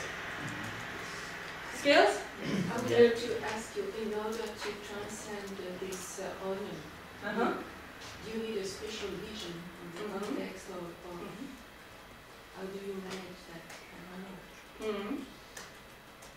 Detachment. Vision is detachment. You cannot be inside the heart of the conflict and try to solve the problem. It's impossible. So detachment is needed. But sometimes what happens is that we get used to conflicts. We love. I knew a family, Lebanese family, as when they were listening to the song, oh my God, it was not my house. Imagine. After 50 years, they get used to this. That conflict has become part of their life. It's very important to be detached and see how we can. When you are living in a conflict, it's very difficult to be detached because it's very painful. Yeah, Greater suffering. Absolutely. And yesterday we talked about the trend, the international trend to cultivate so-called inside mediators that come from a particular conflict society, because there's a shift towards less reliance on third actors from the international scene and more building capacity of in-country mediators. But it doesn't come without, it's not always that easy. It's that sometimes they need maybe the help of an outsider in order to get maybe that vision that you're talking about. And that's kind of the work that hopefully you're going to be doing, or you are doing already. Can you illustrate how you perform this transcendence, this cutting through the onion layers? Could you hold that question until we work through the session now, and then maybe you get a little bit into it? Yeah? Okay, very good. Okay.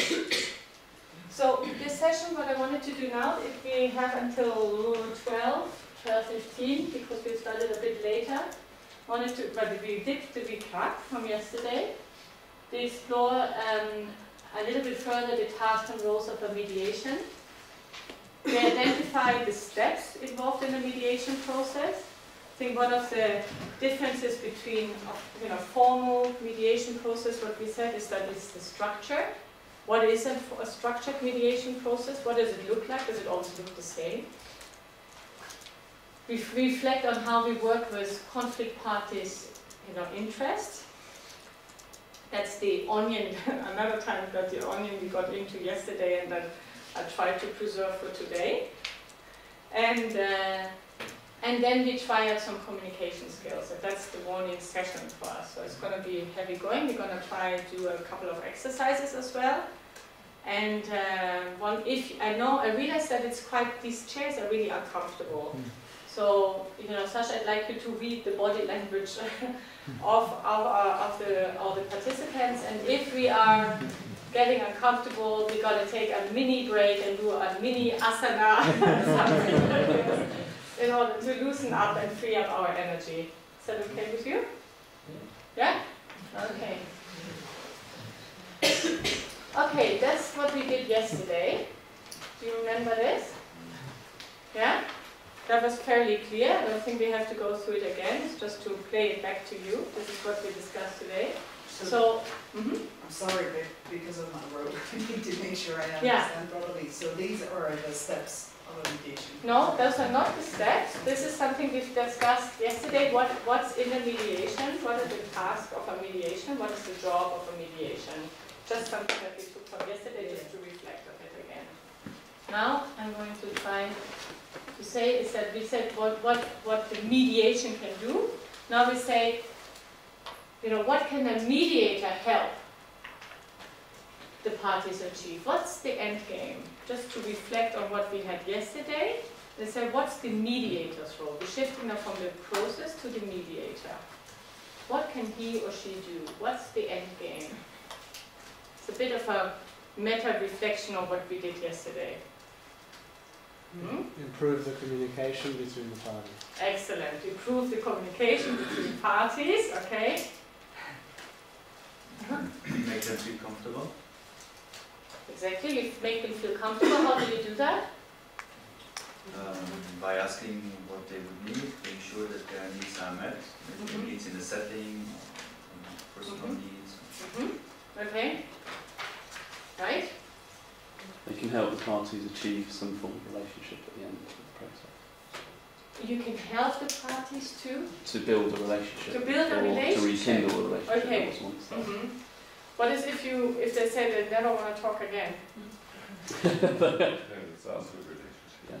Yeah? Yeah. But your task is that you want to build... To have the to really build on. To explore that opportunity to have a sustainable relationship, some sort of a relationship at least, yeah? Okay.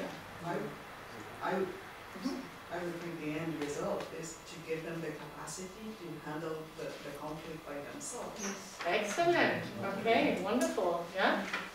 You can also help them to see another perspective.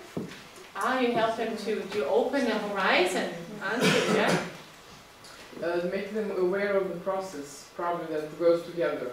Because since there are different schools of mediation, probably we can talk about that later. Like I see our kind of transformative or problem solving, that is fine. But if you just let the parties talk, and then we can easily end up, as you're saying, that they don't want to talk to each other. But the mediator can bring them back to certain points of conversation and reframe, remind it. So you're shepherding it almost, yes, yeah? Shepherding is very good. Yeah. From what I hear, the assumption is the parties must always agree. Even if they agree not to talk again, for me that's some kind of relationship. Yeah, you end up with some sort of a conclusion, yeah? Even if you agree to disagree, right? Okay, good. So you in a way you're closing the deal, you're closing the bag of that. Okay.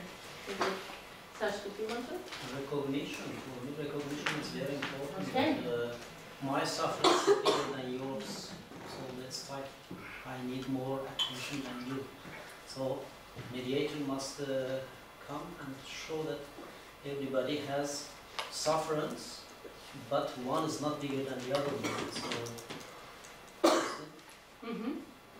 So and at the same time you recognize the issue or the problem or the suffering, so to say, but also at the same time you're trying to make it fair, right?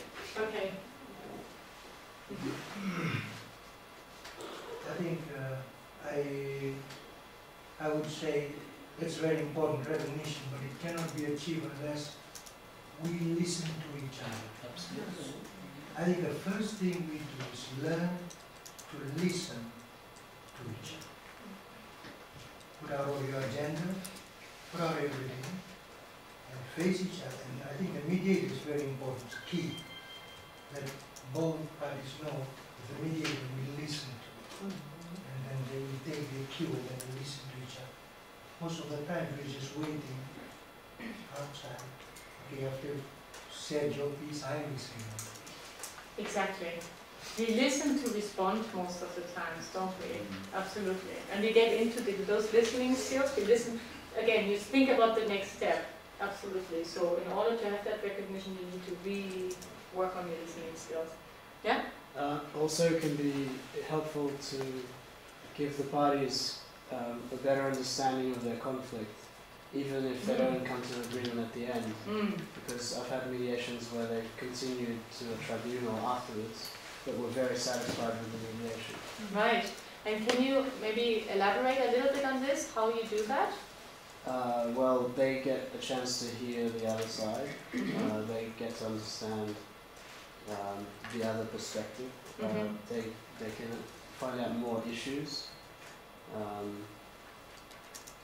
Also, the conflict can be you can help them reframe the conflict and see it in a different way. Okay. Yeah. There's probably a lot of other things. Right. Okay. I wanted to add to what Shashna said about recognition of the past injustice or well, that probably each parties feel. I was surprised that in the circle that you, when I thought about it yesterday night, I thought to me, there was a bit missing about dealing with a sense of past injustice. Exactly, yeah. And where does that belong, obviously? And I think that, that is certainly in one, or maybe if not in all of these squares, it's almost sort of a transcendent, practice that you have to do, yeah? Absolutely, because communication, you communicate at all stages of in the process, right? You look puzzled? No? No? Okay. So you're reading the body language, but I'm not reading it right? Kind of helping them to, that reminded me just with these stories or with the recognition, kind of helping them to use this horrible word of to deconstruct all the modern myth that actually informed the conflict, I think, or this kind of, I remember last year our sort of, I think it is very important that the role of media, okay, that's a different story, but I think many of these conflicts are actually informed by very specific interpretation of history, which I sometimes call myth or modern myth, or by atrocities that the other one has done but we never did, and but vice versa. All these kind of myths that inform conflicts very often. Inform and condition them, yes, of course. Yeah, okay. Storytelling is hugely important in a mediation process. It's also a skill that is not easy, because as a mediator you don't know how deep and far you can go, because it's not a therapy in itself. It has some therapeutic aspects maybe, but you're not performing therapy, right?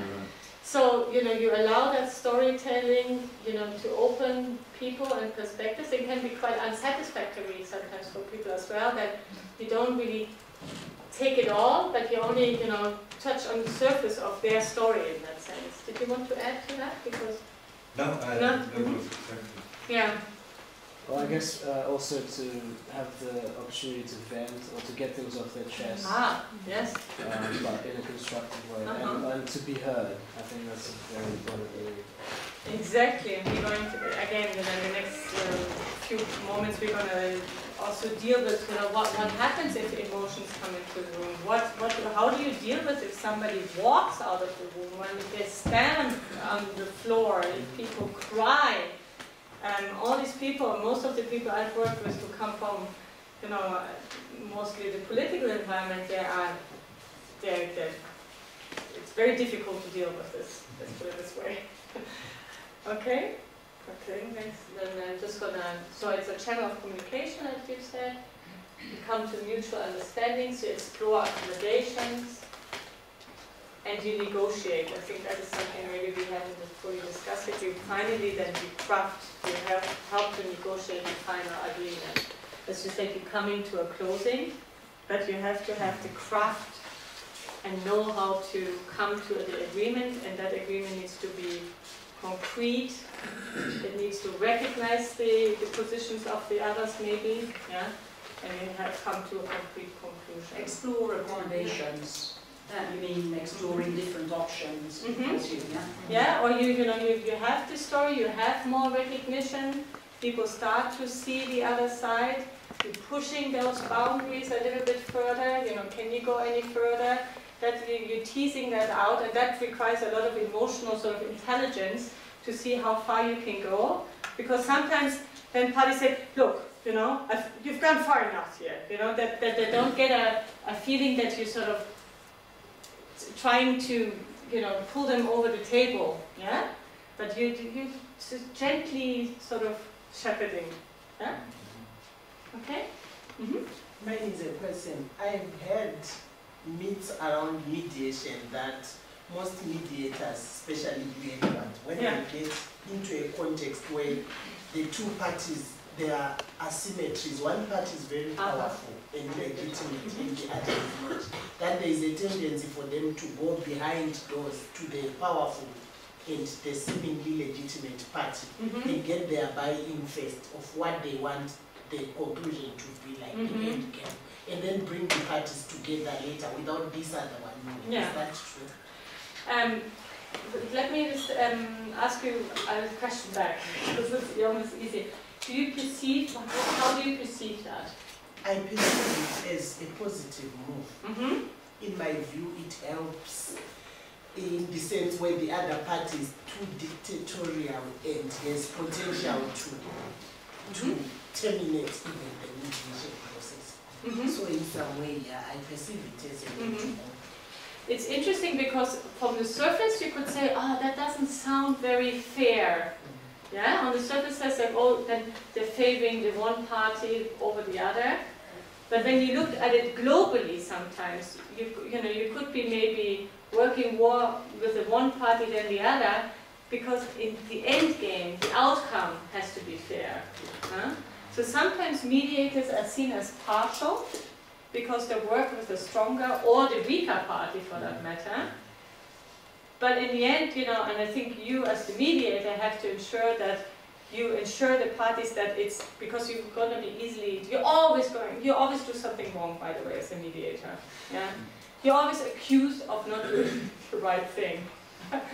You're always kind of the bad guy or the bad girl because for some reasons, things don't work out, or but that's good. You have to take that out. Well, you don't have to take it in, but you take it. But at the UN, it's being done. That's correct. But I just wanted to say, but it is often with the general sense of creating a fair and equal process. Yeah. But I wanted to, then another new-ish practice is that in interstate conflicts, obviously, there's something like we call the legitimate party, and sometimes there's also the so-called, I hate that word, the illegitimate party. Yeah, it's sometimes rebel groups, or insurgents. I don't know. Regions who would like to become independent, like in our case of Ukraine. Well, can you sit with them at the same table and negotiate? That's the question. And sometimes you don't come to an agreement because some of these so-called weaker parties are rebellious because of a particular issue. There's specific needs that they're advocating for.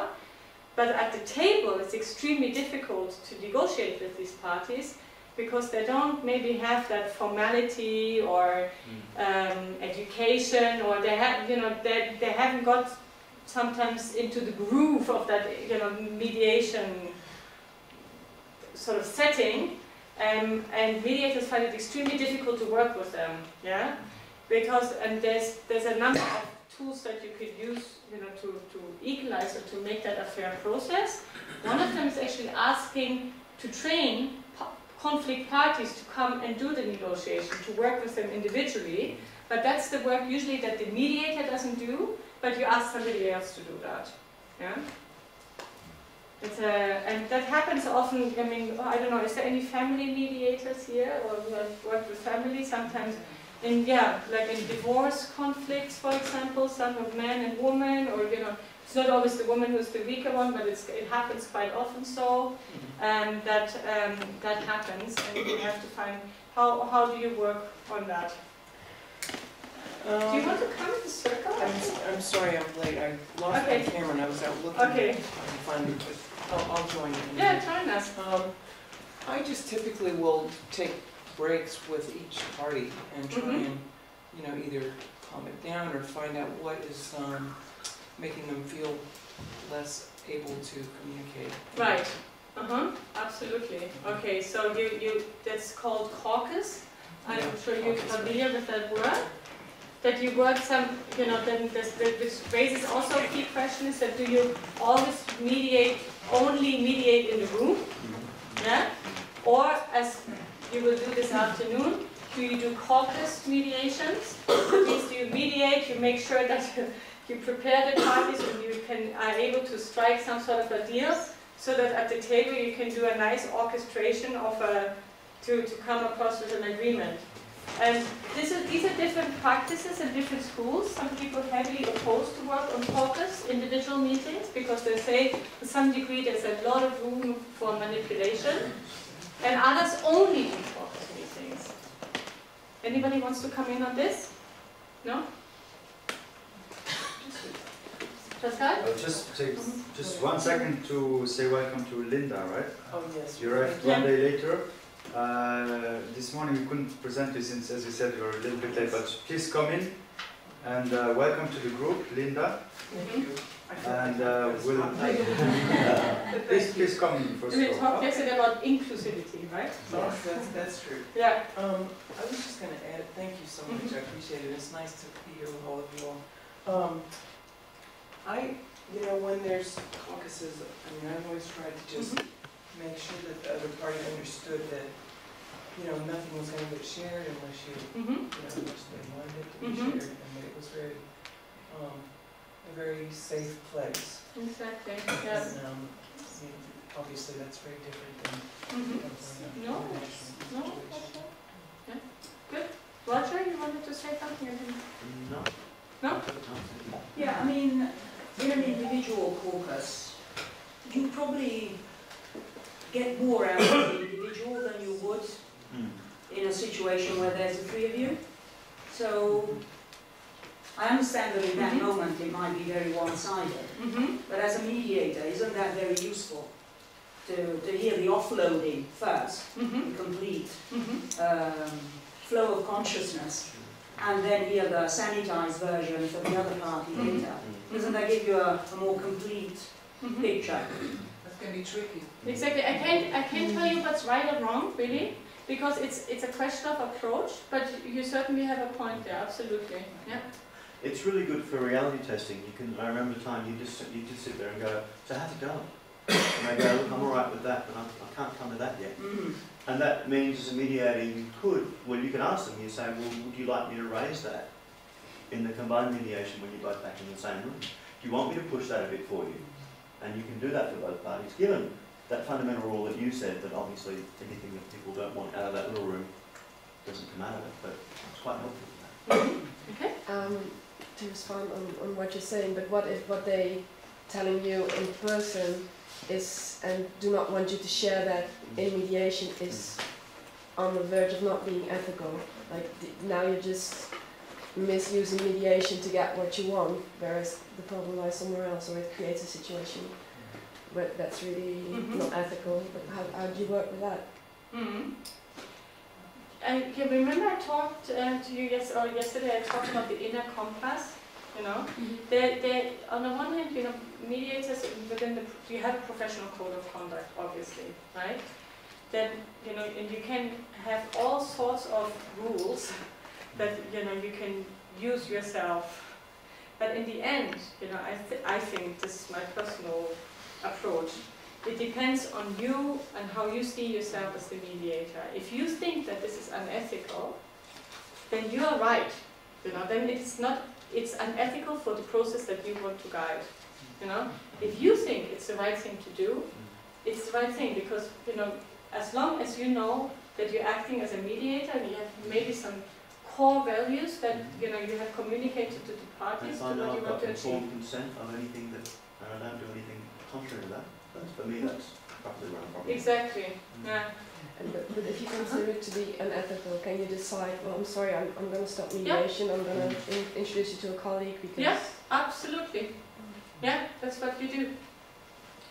Just another point on the caucuses. It's quite important with addressing possible imbalances with parties. So one, particularly my experience at a community level, there's always usually someone who's quite dominating, and it's quite useful for mediators to address those imbalances and just have a quiet word with one of the parties, well, both of you, offer it to both parties and address, maybe is there something you'd like to share with us. And, you know, so it's just sort of addressing sort of.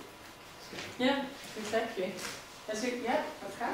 Regarding what Hilda said, you can also have some type of, you don't call it contract, but in French, consentement, like an accord of mediation, where you can also define these type of things, where you can say people should not, people agree on not approaching the mediator with any issue that they would not raise in the session. Or you can tell them, I don't know, whoever wants to stop the mediation has to do it during a session. But these type of things you can define it. And then, as Antje said, it's up to you what you want to have in there, how do you want to deal with these issues. Absolutely. So that's the ground rules part of it, that you communicate clearly who you are, what kind of principles of mediation you would like to